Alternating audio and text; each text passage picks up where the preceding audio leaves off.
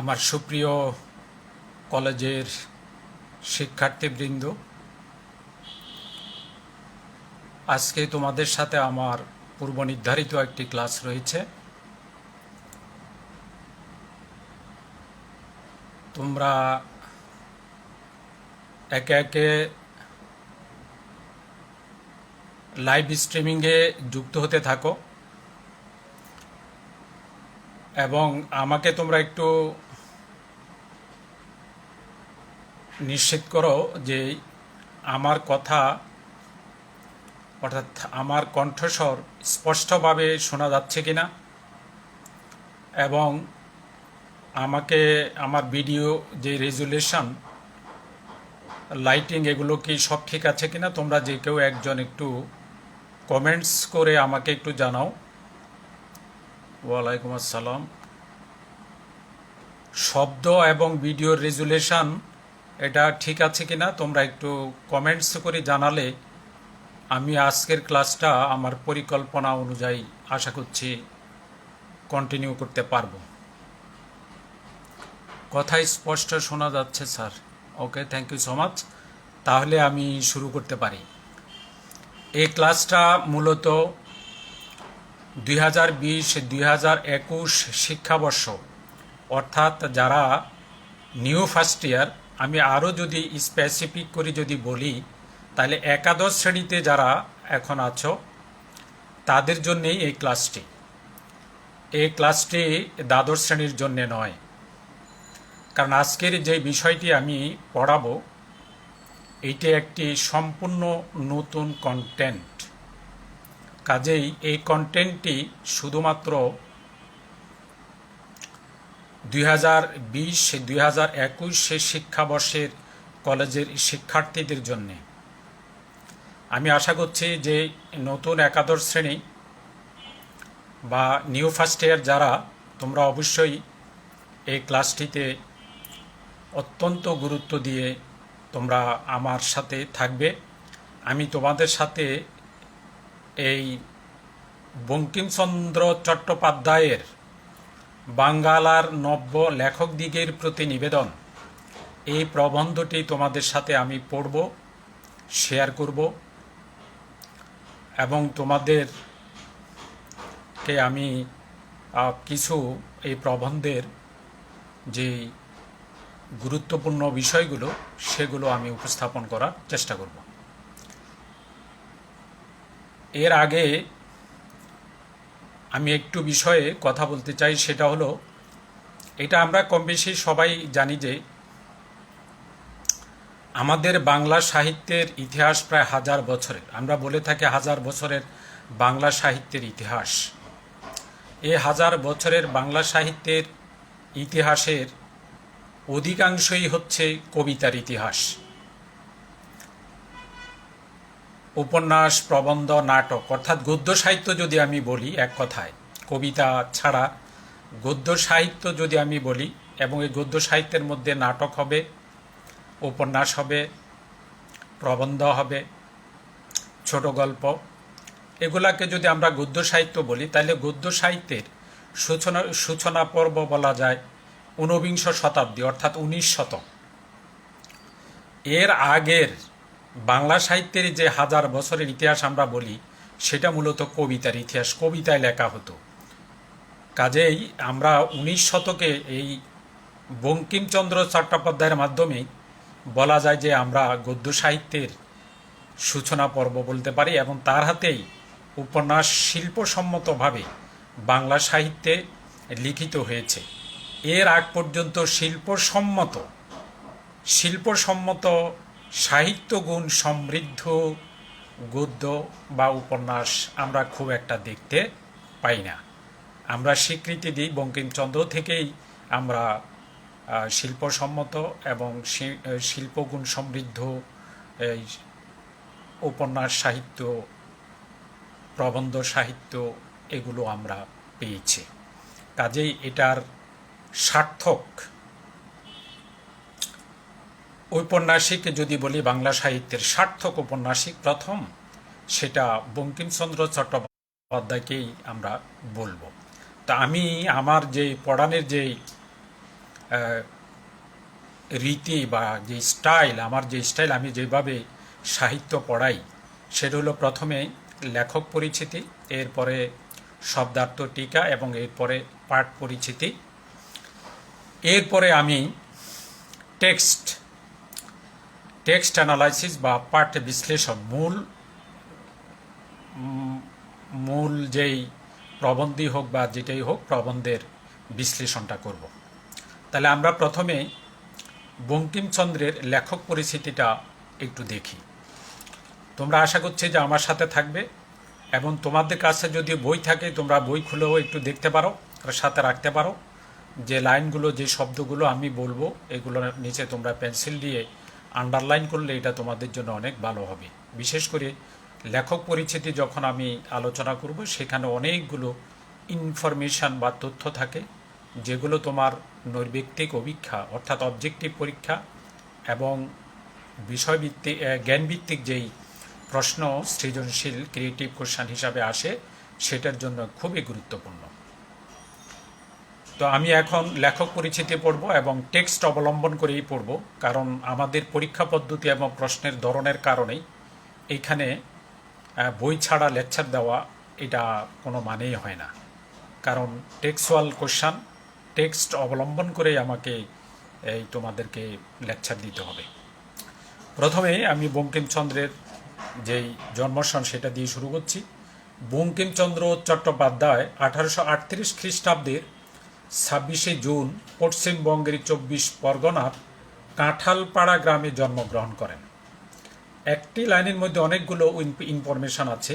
প্রথম কথা হচ্ছে তার জন্মসন, তারপরে আছে তার জন্ম তারিখ, তারপরে আছে তিনি পশ্চিমবঙ্গের, ভারতের যেই রাজ্য, সেই পশ্চিমবঙ্গ একটি রাজ্য, সেই রাজ্যের 24 পরগনা একটি জেলা, সেই 24 পরগনার একটি গ্রামের নাম হচ্ছে কাঁঠালপাড়া, সেই গ্রামে তিনি জন্মগ্রহণ করেন। তাহলে 1838 খ্রিস্টাব্দ 26 জুন পশ্চিমবঙ্গের 24 পরগনার কাঁঠালপাড়া গ্রামে বঙ্কিমচন্দ্র চট্টোপাধ্যায় জন্মগ্রহণ করেন। এক লাইনের ভিতরে 4টি তথ্য আমরা পেলাম। বাংলা ভাষায় প্রথম শিল্পসম্মত উপন্যাস রচনার কৃতিত্ব তার। এটা আমি শুরুতেই বলেছিলাম যে বাংলা ভাষায় শিল্পসম্মত, শিল্প সমৃদ্ধ উপন্যাস রচনার যে কৃতিত্ব, এটা একমাত্র তারই। তার পিতা যাদবচন্দ্র চট্টোপাধ্যায় ছিলেন ডেপুটি কালেক্টর। 1858 খ্রিস্টাব্দে কলকাতা বিশ্ববিদ্যালয়ের অধীনে বিএ পরীক্ষায় উত্তীর্ণ প্রথম স্নাতকদের মধ্যে তিনি একজন। আমি বঙ্কিমচন্দ্রের কথাই বলছি। তিনি 1858 খ্রিস্টাব্দে কলকাতা বিশ্ববিদ্যালয়ের অধীনে যে কয়েকজন স্নাতক, অর্থাৎ যেটাকে আমরা ইংরেজিতে বলি গ্রাজুয়েট বা গ্রাজুয়েটস, যে গ্রাজুয়েটস বা স্নাতক, কলকাতা বিশ্ববিদ্যালয়ের অধীনে যে কয়েকজন স্নাতক বা গ্রাজুয়েটস হয়েছেন, তার মধ্যে বঙ্কিমচন্দ্র চট্টোপাধ্যায় হচ্ছেন অন্যতম। বঙ্কিমচন্দ্র চট্টোপাধ্যায় পেশাগত জীবনে তিনি একজন ম্যাজিস্ট্রেট ছিলেন। তিনি পেশাগত জীবনে একজন ম্যাজিস্ট্রেট ছিলেন। এই চাকরি সূত্রে খুলনার ম্যাজিস্ট্রেট হিসাবে যোগদান করে তিনি নীলকরদের অত্যাচার দমন করেছিলেন। কাজেই তিনি ম্যাজিস্ট্রেট হিসাবে আমাদের বর্তমান বাংলাদেশের খুলনায় তিনি ম্যাজিস্ট্রেট হিসাবে যোগদান করে কৃষকদের উপর নীলকরদের যেই অবর্ণনীয়, অমানবিক যেই নির্যাতন, অত্যাচার করেছিল, সেগুলো তিনি অত্যন্ত শক্ত হাতে দমন করেছিলেন। দায়িত্ব পালনে তিনি ছিলেন অত্যন্ত নিষ্ঠাবান। যোগ্য বিচারক হিসাবে তার খ্যাতি ছিল। ম্যাজিস্ট্রেট হিসাবে তিনি যেমন বিচারক ছিলেন, তেমনি তার বিচারক হিসাবে তিনি অত্যন্ত সুযোগ্য এবং যোগ্য বিচারক ছিলেন। বাংলা সাহিত্য চর্চায় অসাধারণ সাফল্য অর্জন করেছিলেন তিনি। বাংলা সাহিত্য চর্চায় অসাধারণ সাফল্য অর্জন করেছিলেন বঙ্কিমচন্দ্র চট্টোপাধ্যায়। উপন্যাস ও প্রবন্ধ রচনার বাইরে বঙ্গদর্শন বঙ্গদর্শন পত্রিকা সম্পাদনা ও প্রকাশ তার অন্যতম কীর্তি। তাহলে তিনি একাধারে উপন্যাস লিখেছেন, একাধারে প্রবন্ধ লিখেছেন। এর বাইরে তিনি একটি সাময়িক সাহিত্য পত্র যার নাম হচ্ছে বঙ্গদর্শন, এবং এটার প্রকাশকাল হচ্ছে 1872 সাল। এইটা হচ্ছে তার অন্যতম আরেকটি কীর্তি। 1852 খ্রিস্টাব্দে সংবাদ প্রভাকর, আমি আবার বলছি, 1852 খ্রিস্টাব্দে সংবাদ প্রভাকর পত্রিকায় কবিতা প্রকাশের মাধ্যমে তার সাহিত্য চর্চার ক্ষেত্র, বা বলবো কি যে তার শুরু, অর্থাৎ সাহিত্য চর্চা তিনি শুরু করেন সংবাদ প্রভাকর পত্রিকায় এক কবিতা রচনার মধ্য দিয়ে, কবিতা লেখার মধ্য দিয়ে তার সাহিত্য চর্চা শুরু হয়। এবং সেটা হচ্ছে, পত্রিকাটার নাম হচ্ছে সংবাদ প্রভাকর। এই পত্রিকায় তিনি কবিতা রচনার মধ্য দিয়ে, কবিতা লেখার মধ্য দিয়েই তার সাহিত্য জীবনের সূচনা ঘটে। বঙ্কিমচন্দ্রের গ্রন্থ সংখ্যা, অর্থাৎ বইয়ের সংখ্যা হয়েছে 34। তার রচিত প্রথম উপন্যাসের নাম হচ্ছে দুর্গেশ নন্দিনী। আমি আবার বলছি, বঙ্কিমচন্দ্র চট্টোপাধ্যায়ের প্রথম উপন্যাসের নাম হচ্ছে দুর্গেশ নন্দিনী। তার অন্যান্য আরও যে উপন্যাসগুলো রয়েছে সেগুলো আমি যথাক্রমে একে একে বলছি, তোমরা একটু মনে রাখার চেষ্টা করো। কপালকুণ্ডলা, মৃণালিনী, বিষবৃক্ষ, কৃষ্ণকান্তের উইল, চন্দ্রশেখর, আনন্দমঠ, দেবী চৌধুরানী, রাজসিংহ, সীতারাম। আমি উল্টো দিক থেকে যদি আবার একবার যদি বলি, তাহলে এভাবে বলতে পারি: সীতারাম, রাজসিংহ, দেবী চৌধুরানী, আনন্দমঠ, চন্দ্রশেখর, কৃষ্ণকান্তের উইল, বিষবৃক্ষ, মৃণালিনী, কপালকুণ্ডলা, দুর্গেশ নন্দিনী। এটা আমি ভাইস ভার্সা, অর্থাৎ আমি উল্টো দিক থেকেই বলেছি। এটাকে ইংরেজিতে বলে ভাইস ভার্সা। তাহলে আমরা আবার একটু দেখি। তার প্রথম উপন্যাস হচ্ছে দুর্গেশ নন্দিনী। এরপরে তিনি যেই উপন্যাসগুলো লিখেছেন সেগুলো হচ্ছে কপালকুণ্ডলা, মৃণালিনী, বিষবৃক্ষ, কৃষ্ণকান্তের উইল, চন্দ্রশেখর, আনন্দমঠ, দেবী চৌধুরানী, রাজসিংহ, সীতারাম। এগুলো হচ্ছে তার বিখ্যাত কয়েকটি উপন্যাস। এছাড়া তিনি ইংরেজিতেও একটি উপন্যাস লিখেছেন। সে ইংরেজি উপন্যাসটির নাম হচ্ছে রাজমোহনস ওয়াইফ। রাজমোহনস ওয়াইফ, এটা হচ্ছে ইংরেজিতে তিনি একটি উপন্যাস লিখেছেন।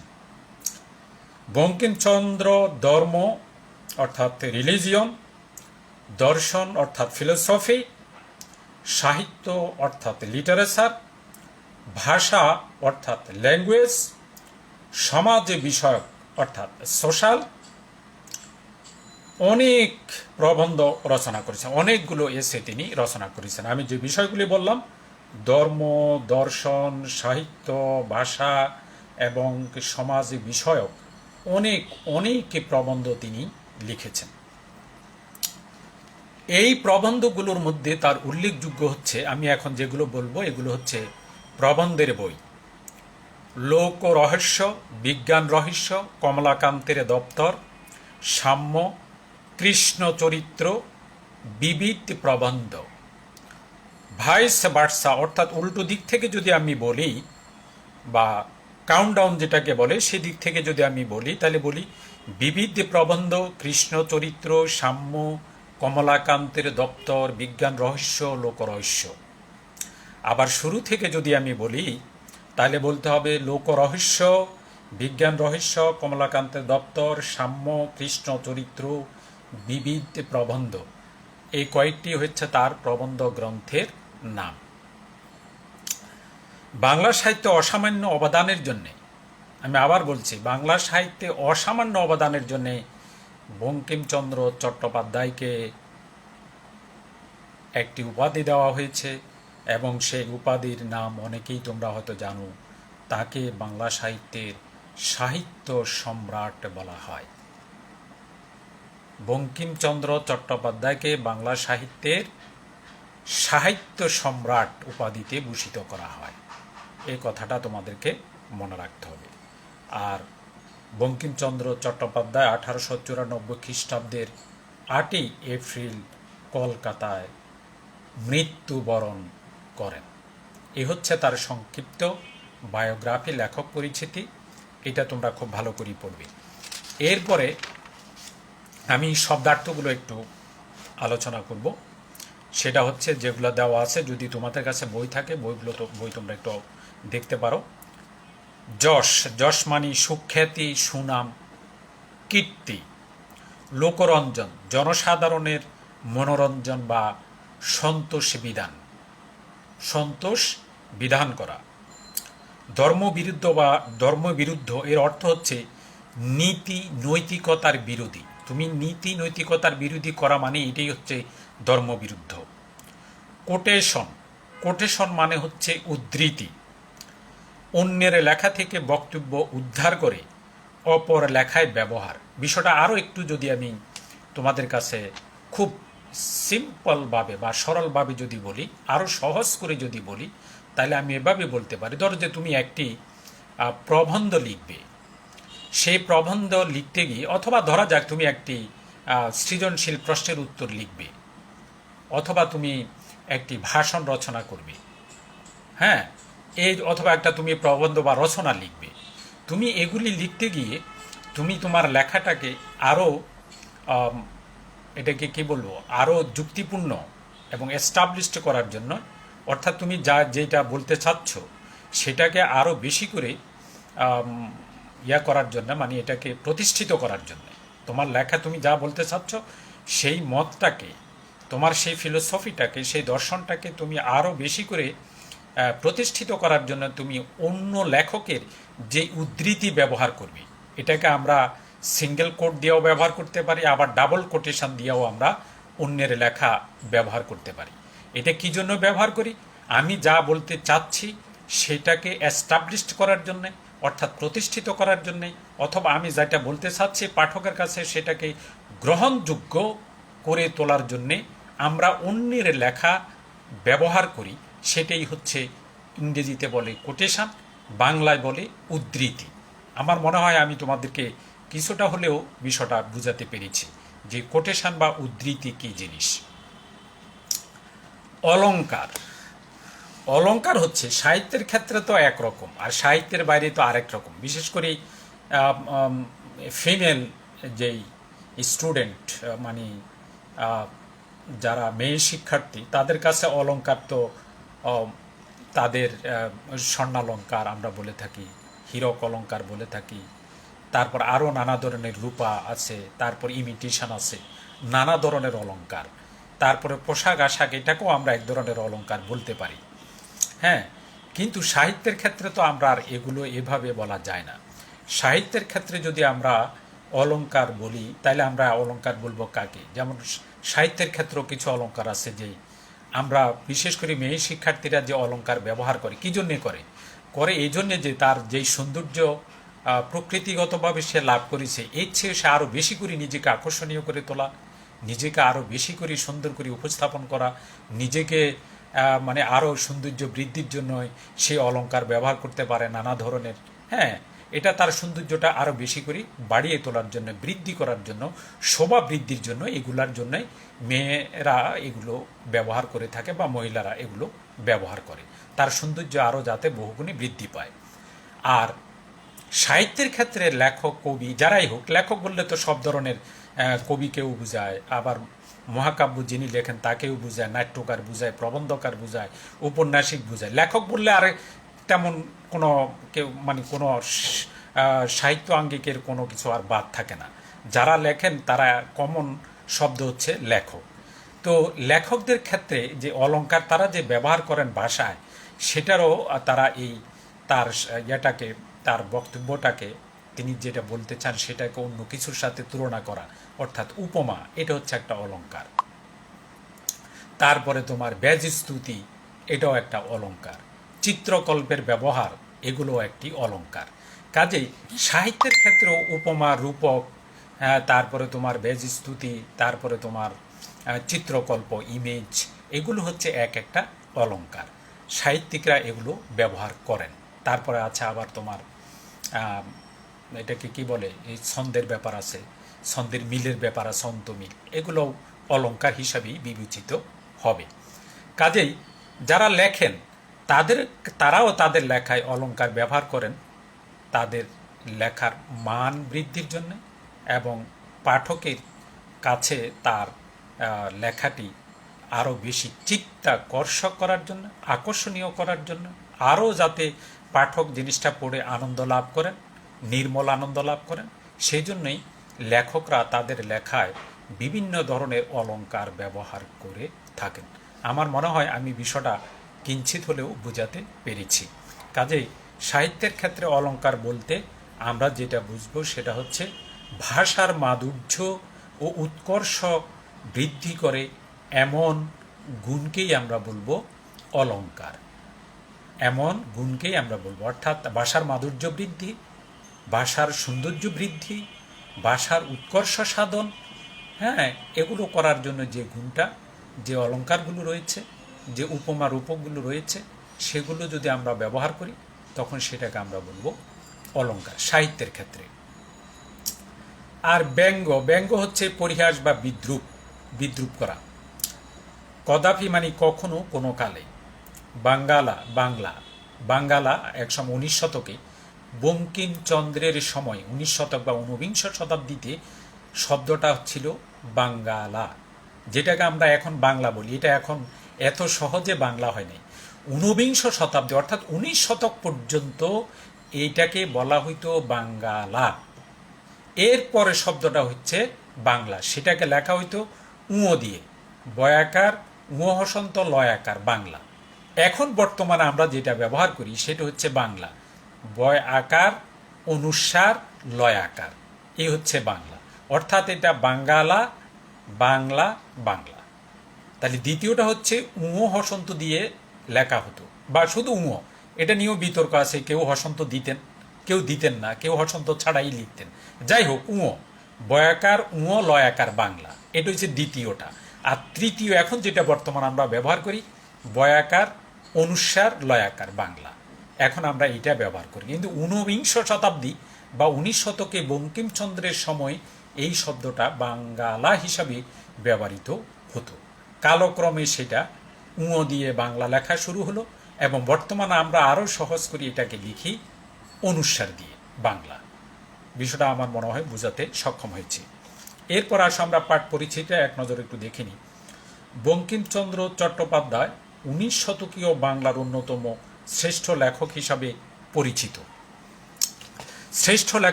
পরিচিত। বাঙ্গালার নব্য লেখকদিগের প্রতি নিবেদন রচনাটি প্রথম প্রকাশিত হয় প্রচার পত্রিকায় 1885 সালে। পরে এইটি তার বিবিধ প্রবন্ধ নামক গ্রন্থের অন্তর্ভুক্ত হয়। তাহলে প্রথম এই বাঙ্গালার নব্য লেখকদিগের প্রতি নিবেদন, এই প্রবন্ধটি প্রথম প্রকাশ পায় প্রচার নামক একটা সাময়িক পত্রিকায় 1885 সালে। পরবর্তীতে এটি যখন গ্রন্থে অন্তর্ভুক্ত হয় তখন তার বিবিধ প্রবন্ধ নামে যেই গ্রন্থ সংকলন রয়েছে, বই রয়েছে, সেই বইয়ে এই প্রবন্ধটি স্থান পায়। এই বাঙ্গালার নব্য লেখকদিগের প্রতি নিবেদন, এই প্রবন্ধটি সাধুরীতিতে লেখা। এটা মনে রাখবে যে প্রবন্ধটি, আমরা জানি যে আমাদের দুই ধরনের রীতি রয়েছে ভাষার ক্ষেত্রে, একটা হচ্ছে সাধুরীতি আর একটা হচ্ছে চলিত রীতি। কিন্তু বাঙ্গালার নব্য লেখকদিগের প্রতি নিবেদন, বঙ্কিমচন্দ্রের এই প্রবন্ধটি সাধুরীতিতে লেখা। এই প্রবন্ধটি সাধুরীতিতে লেখা এবং এই প্রবন্ধটি আকারে ছোট হলেও চিন্তার মৌলিকত্বে অসাধারণ। অর্থাৎ তিনি যে সমস্ত চিন্তা করেছেন, নব্য মানে নতুন, যারা নতুন বা নবীন লেখক তাদের জন্য তার কিছু পরামর্শ, এবং পরামর্শের সংখ্যা হচ্ছে 13টি পরামর্শ তিনি দিয়েছেন। তো ব্যক্তিগতভাবে আমি এর আগে আসলে তোমাদের এই টেক্সট বইয়ে এটা সংকলন করার আগে এই প্রবন্ধটি আমার আসলে এই পর্যন্ত পড়া হয়ে ওঠেনি, আমিও দেখিনি। তো তোমাদেরকে পড়াতে গিয়ে আমি এই পর্যন্ত 4-5 বার প্রবন্ধটি পড়েছি। প্রবন্ধটির আকার খুবই ছোট এবং এটা এক ধরনের একটা নতুনত্ব বা মৌলিকত্ব আছে। সেটা হলো এটা একেবারে তিনি শুরুতেই পয়েন্ট দিয়া 1 2 3 4 এভাবে পয়েন্ট দিয়ে তিনি 13 পর্যন্ত 13টি পয়েন্টে তিনি প্রবন্ধটি শেষ করে দেন। এটা একটা অভিনব আঙ্গিক বলে আমার কাছে মনে হয়েছে। এখন আমি যদি এটা যদি লিখতাম, অনেকে হয়তো আমাদের অনেক শিক্ষক আছেন যারা ডাকসাহিত্যী শিক্ষক, বিখ্যাত শিক্ষক এবং সাহিত্য জগতে খুবই যশস্বী খ্যাতিমান পেয়েছেন, তাদের কাছে আমি যদি এই ধরনের একটা লেখা যদি দিই, তারা এটা অথবা পত্রিকাতে যদি আমি পাঠাই, তারা এটা প্রথমে এক দেখাতে এটা ডাস্টবিনে ফেলে দিবেন যে এইটা আবার কি ধরনের প্রবন্ধ। কিন্তু বঙ্কিমচন্দ্র বলে কথা, যার নামের আগে সাহিত্য সম্রাট আছে, কাজেই লেখাটা ভাববার, বোঝার, মৌলিকত্বে অনেক দিক থেকে একটি অসাধারণ লেখা বলে আমার কাছে মনে হয়েছে। তবে উনি তো লিখেছেন অনেক আগে, তার মৃত্যুই তো হয়েছে 1894 খ্রিস্টাব্দে। তাহলে এটা ঊনবিংশ শতাব্দীর লেখা। তো ঊনবিংশ শতাব্দীর লেখা এখন আমি বিংশ শতাব্দীতে পড়ছি। তার সেই সময়ের মতে যদি আমি পৃথিবীতে বেঁচে থাকতাম, হয়তো তার সঙ্গে তখন তার 13টা পয়েন্টের সাথে আমি একমত হতাম। কিন্তু এখন এই 1 শতাব্দী পরে এসে যখন আমি প্রবন্ধটা পড়ছি, তার 1 শতাব্দীর আগের প্রবন্ধটি, তখন বেশ কিছু পয়েন্টের সাথে আসলে আমি ব্যক্তিগতভাবে একমত নই। এটা আমার ব্যক্তিগত অভিমত। 13টার মধ্যে বেশিরভাগেরই আমি একমত ওনার সাথে, কিন্তু কিছু কিছু ক্ষেত্রে আমি একমত নই। তা আমি কোন কোন ক্ষেত্রে একমত নই সেটাও আমি বলবো, এটা আমার ব্যক্তিগত অভিমত হিসাবে। আর উনি কি বলতে চেয়েছেন সেটাও আমি বলবো, আর আমার ব্যক্তিগত মত কি সেটাও আমি বলবো। তোমরা দুটোই শুনতে পাবে।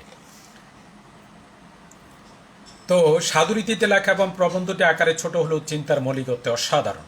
বক্তব্যের তাৎপর্য বিচার করলে প্রবন্ধটি রয়েছে সর্বকালীন বৈশ্বিক আবেদন।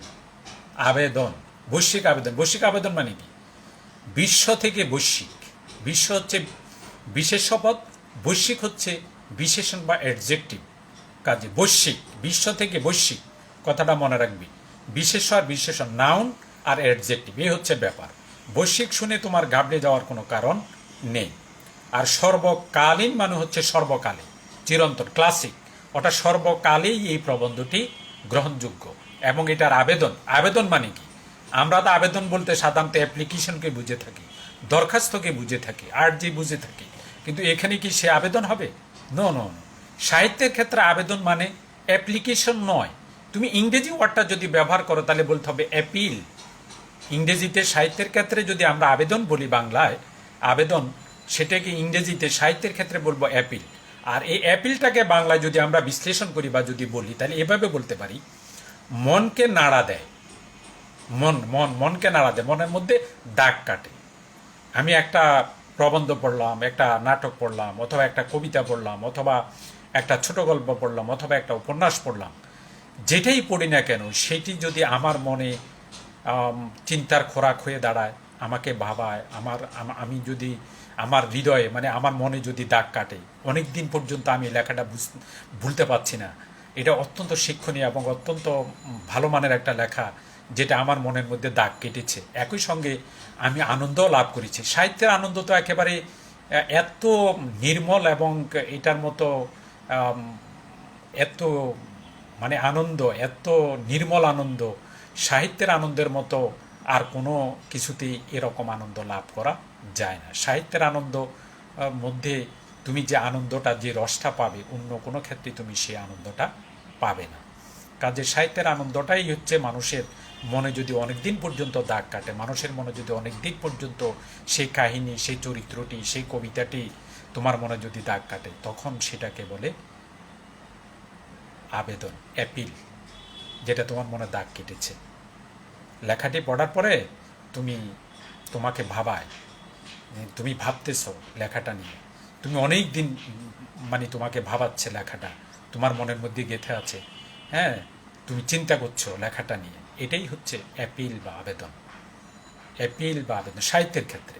কিন্তু সাহিত্যের বাইরে আবেদন মানে হচ্ছে অ্যাপ্লিকেশন। তোমরা গুলিয়ে ফেলবে না। কিন্তু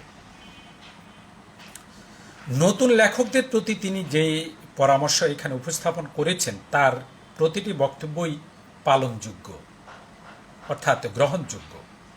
খ্যাতি বা অর্থের উদ্দেশ্যে লেখা নয়। বঙ্কিমচন্দ্র বলছেন যে খ্যাতি লাভের জন্যে, যশ লাভের জন্যে, বিখ্যাত হওয়ার জন্যে, অথবা অর্থ লাভের জন্য, টাকা পয়সা ইনকামের জন্যে, আয়ের জন্যে লেখা উচিত নয়। এটা বঙ্কিমচন্দ্রের মত, এবং এর সাথে আমি 100% একমত। লিখতে হবে মানুষের কল্যাণ সাধন কিংবা সৌন্দর্য সৃষ্টির অভিপ্রায়। আমাকে তোমাকে, যিনি নবীন লেখক হবেন বা লেখার যার আগ্রহ আছে, তাকে লিখতে হবে। কী জন্য লিখতে হবে? যে মানুষের কল্যাণের জন্যে, সমাজের কল্যাণের জন্য, রাষ্ট্রের কল্যাণের জন্য, মানব জাতির কল্যাণের জন্য লিখতে হবে। সৌন্দর্য সৃষ্টির ইচ্ছায়, অভিপ্রায়ে তাকে লিখতে হবে। টাকা পয়সার ইনকাম হবে, টাকা আসবে, আমার যশ আসবে, আমি খ্যাতিমান হব, আমি বিখ্যাত হয়ে যাব, এই জন্য লেখা উচিত নয়। কাজেই নবীন লেখকদের প্রতি বঙ্কিমচন্দ্রের যে পরামর্শ, এই পরামর্শটা অবশ্যই শিরোধার্য। আমি তো শিরোধার্য করে নিয়েইছি, কারণ আমিও 1 লাইন 2 লাইন করে লিখি। সেই ক্ষেত্রে আমি নবীনেরও নবীন। আমার কাছে তো এই প্রবন্ধটা নমস্য। আমার কাছে এই প্রবন্ধের যে অ্যাপিল, এটা আমি তোমাদেরকে ঠিক ভাষায় বোঝাতে পারবো না, শুধু অনুভব করা যায়, উপলব্ধি করা যায়। কাজেই নবীন লেখকরা টাকা পয়সার জন্য, যশ খ্যাতি বিখ্যাত হওয়ার জন্য লেখা একেবারেই উচিত নয়, কারোই উচিত নয়, যে কোনো লেখকেরই। এটা তার বিখ্যাত হবে এমনটি কল্পনা করি কেউ লেখে না। লিখতে হবে মানুষের জন্য, লিখতে হবে মানব কল্যাণের জন্য, লিখতে হবে সমাজের কল্যাণের জন্যে, মানব জাতির কল্যাণের জন্য, সৌন্দর্য সৃষ্টির জন্য। এই সমস্ত কারণেই লেখকরা কলম ধরেন এবং তারা লেখেন। বঙ্কিমচন্দ্রের মতে অসত্য, নীতিনৈতিকতা বিরোধী কিংবা পরনিন্দার উদ্দেশ্য প্রণোদিত বা স্বার্থতাড়িত লেখা পরিহার করা বাঞ্ছনীয়। কাজেই লেখকদের প্রতি, নব্য লেখকদের প্রতি, নবীন লেখকদের প্রতি, যারা লেখার জন্যে কলম ধরেছেন, তাদের প্রতি তার মতে তারা এই জন্যই লিখতে হবে যে তারা অসত্য কোনো জিনিস তাদের লেখায় উপস্থাপন করবেন না, নীতি নৈতিকতা বিরোধী কোনো জিনিস তারা লিখবেন না, পরনিন্দায় উদ্দেশ্য প্রণোদিতভাবে কাউকে হেয় করার জন্য, কাউকে হেয় প্রতিপন্ন করার জন্যে, কাউকে ব্যক্তিগত আক্রমণ করার জন্যে, কাউকে শায়েস্তা করার জন্যে, কারো সুনাম নষ্ট করার জন্য উদ্দেশ্য প্রণোদিতভাবে, অর্থাৎ উদ্দেশ্য প্রণোদিতভাবে লেখা কোনো ক্রমে যাবে না। এবং এটার সাথে আমি 100% একমত বঙ্কিমচন্দ্রের সাথে, যে উদ্দেশ্য প্রণোদিতভাবে অবশ্যই তুমি লেখনী ধারণ করবে না, কলম ধরবে না। তোমাকে মানুষের কল্যাণের জন্য, সত্য উদ্ঘাটনের জন্য, নীতি নৈতিকতার পক্ষে অবস্থান নিয়ে মানব কল্যাণের জন্য, মানব জাতির জন্যই তোমাকে লিখতে হবে। কাউকে হেয় প্রতিপন্ন করা, নীতি নৈতিকতা বিরোধী, ধর্ম বিরোধী, অসত্য জিনিস উপস্থাপন করা, গুজব বা যেটা ঘটেনি, বা কাউকে ব্যক্তিগতভাবে আক্রমণ করা, তাকে হেয় প্রতিপন্ন করা, কারো সুনাম নষ্ট করা, ক্ষুণ্ণ করা, এই সমস্ত উদ্দেশ্য প্রণোদিত হইয়া তুমি অবশ্যই লিখবে না। এটা হচ্ছে বঙ্কিমচন্দ্রের পরামর্শ, এবং এই পরামর্শ তো অবশ্যই আমি মনে করি যে সকলেরই শিরোধার্য। তিনি বলতে চান, নতুন লেখকরা কিছু লিখে তাৎক্ষণিকভাবে না ছাপিয়ে কিছুদিন অপেক্ষা করলে, পুনরায় পাঠ করলে লেখাটি সমৃদ্ধ হয়ে উঠবে। প্রাসঙ্গিক ক্রমে জানি আমি আসলে বঙ্কিমচন্দ্রের এই লেখাটা এই গত 3-4 দিন আগে ধরে আমি পড়েছি। এর আগে এই লেখাটা আমার এই যাবৎকালে আসলে পড়া হয়ে ওঠেনি। তো বঙ্কিমচন্দ্রের যে 13টি সুপারিশ দিয়েছেন, তার মধ্যে বেশিরভাগই আমি ব্যক্তিগতভাবে অলরেডি আমি নিজের থেকেই আমি করে থাকি। যেমন ধরো যে আমি একটা কবিতা লিখলাম, বা 4 লাইন, 8 লাইন, 12 লাইন, 20 লাইনের একটা কবিতা লিখে ফেললাম। লিখে আমি কি করি, এটাকে আমি ফেলে রাখি। 1 সপ্তাহ 2 সপ্তাহ আমি এটাকে ফেলে রাখি, আর ধরি না। 1 সপ্তাহ পর 2 সপ্তাহ পর যখন এটা একেবারে আমার নলেজ থেকে বা আমার চিত্ত থেকে, আমার মন থেকে যখন এটা স্মৃতিটা মুছে যাবে, তখন আমি ওইটাকে আবার বের করে আবার একটু দেখে আবার দেখি যে তার কী অবস্থা। দেখি যে না, এই শব্দটার যে শব্দগুলো আমি চয়ন করেছিলাম, এর মধ্যে অনেক শব্দই আমি পরিবর্তন করে ফেলছি। কারণ প্রথম দফায় আমি যে শব্দগুলো চয়ন করেছি, এর বেশিরভাগে আমার কাছে এখন এই 1 সপ্তাহ পরে বা 2 সপ্তাহ পরে পড়ার পর আর ভালো লাগছে না। আমি আবার নতুন করি, এটাকে বলা যায় শব্দ নতুন করি চয়ন করি, শব্দের পরিবর্তন করি, তারপরে ছন্দের মিলটা আছে কিনা সেটা খুব ভালো করে খেয়াল করি। ছন্দের মিল না থাকলেও কোনো সমস্যা নাই, আমি গদ্য কবিতা হলে সে গদ্য কবিতাটার যে পড়ার যে একটা তোমার কি ধারাবাহিকতা, সেটা অর্থাৎ শ্রুতি মধুরতা, এগুলো ঠিকমতো রক্ষিত হচ্ছে কিনা, তথ্যগুলো ঠিক আছে কিনা, সব কিছু, ভাষাটা ঠিক আছে কিনা, সাহিত্যের ভাষা আর সাধারণ ভাষা তো এক নয়, সেটা ঠিক আছে কিনা, এগুলো আমি দেখি এবং আমি এটা আবার সংশোধন করি। তো বঙ্কিমচন্দ্র তিনি একইভাবে পরামর্শ দিয়েছেন যারা নবীন লেখক, যে কোনো কিছু লিখে সাথে সাথে যাতে না ছাপে, তারা যাতে কিছুদিন এটা ফেলে রাখে এবং ফেলে রেখে আবার সেটাকে সংশোধন করে তারপরে যাতে তারা ওই লেখাটা ছাপে, তাতে লেখার মান বৃদ্ধি পায়, সাহিত্যের গুণ বৃদ্ধি পায়, সাহিত্যটা ফুটে ওঠে। এটা হলো বঙ্কিমচন্দ্রের। কিন্তু এই লেখার আগে থেকেই আমি ব্যক্তিগতভাবে কিন্তু এটা করতাম। আমার এক কবি বন্ধু আছে, সেই কবি বন্ধুর সাথে যখন আমি কথা বলছি, আমি বললাম যে, সে আমার বললো যে তুই এগুলো কীভাবে লেখস। তা বললাম যে না, আমি কিভাবে লিখি মানে, না তোর লেখাগুলো পড়তে আমার খুব ভালো লাগে, তুই এবার এটা কিভাবে এই শব্দ চয়ন এইভাবে করিস, আমি একটু শিখিয়ে দিত আমাকে। সেও একজন আমার আগে থেকে, সেও একজন মানে খ্যাতিমান কবি এবং একজন ব্যাংকারও বটে। তা আমি বললাম যে আসলে আমি যখন লিখে ফেলে আমি এটাকে 1 সপ্তাহ 2 সপ্তাহের জন্য আমি আর এটা দেখি না। 1 সপ্তাহ 2 সপ্তাহ পর আমি আবার কবিতাটি যখন পাঠ করি, আবৃত্তি করি, তখন এর ভুল ত্রুটিগুলো আমার নিজেরই চোখে পড়ে, শব্দচয়নগুলো আমি আবার নতুন করি, কি যদি বদলানোর দরকার আমি বদলাই। তো এটা আমি এই বঙ্কিমচন্দ্রের এই পরামর্শের সাথে যে আমার এই ধারণাটা হুবহু মিলে যাবে 100 বছর পরে, 1 শতাব্দী পরে, এটা আসলেই এটা এক ধরনের মিরাকেল। এটা হতেই পারে যে একজনের আইডিয়া আরেকজনের সাথে মিলে যেতেই পারে। তো কাজেই নবীন লেখক বা যারা নতুন লেখক, তারা লিখেই যাতে না ছাপেন এবং লেখাটা কিছুদিন ফেলে রেখে তারপরে এটাকে আবার সংশোধন করে তিনি বলছে ছাপার জন্য পরামর্শ দিয়েছেন। যার যে বিষয়ে অধিকার নেই সেই বিষয়ে লেখার চেষ্টা করা উচিত নয় বলে বঙ্কিমচন্দ্র মত দিয়েছেন। এটা আমি মূল প্রবন্ধে একটু আলোচনা করব, এই বিষয়ে আমার একটু দ্বিমত আছে। তেমনি লেখায় বিদ্যা জাহির করা, অর্থাৎ আমি কোনো কিছু লিখছি সেখানে আমি আমার বিদ্যাটাই জাহির করছি, মানে আমি অনেক কিছু জানি, মানে আমি একেবারে মহাপণ্ডিত হয়ে গেছি, আমার লেখা আমি সেটাই জাহির করার চেষ্টা করছি। বঙ্কিমচন্দ্র চট্টোপাধ্যায় বলছেন যে এরকম মানে জাহির করা, নিজের বিদ্যা জাহির করার মতো লেখার কোনো প্রয়োজন নাই, কারণ বিদ্যা থাকলে তোমার এমনিতেই এটা জাহির হবে, নিজের থেকে জাহির করার কোনো প্রয়োজন নাই, প্রচার করার কোনো দরকার নাই, বা তুমি অনেক বেশি জানো এটা পাঠককে বোঝানোর কোনো দরকার নাই। তোমার ভেতরে যদি থাকে, হ্যাঁ, তোমার যদি সত্যিকার জ্ঞান থাকে, তোমার যদি সেই লেখায় যদি সেই তোমার লাইফ ফিলোসফি, তোমার যদি দর্শন থাকে, সে দর্শন পাঠক অবশ্যই গ্রহণ করবে, তোমাকে সেখানে বিদ্যা জাহির করার কোনো প্রয়োজন নেই। কাজে বিদ্যা জাহির করার প্রবণতা, এটাকে তিনি নিন্দনীয় বলে মনে করেন।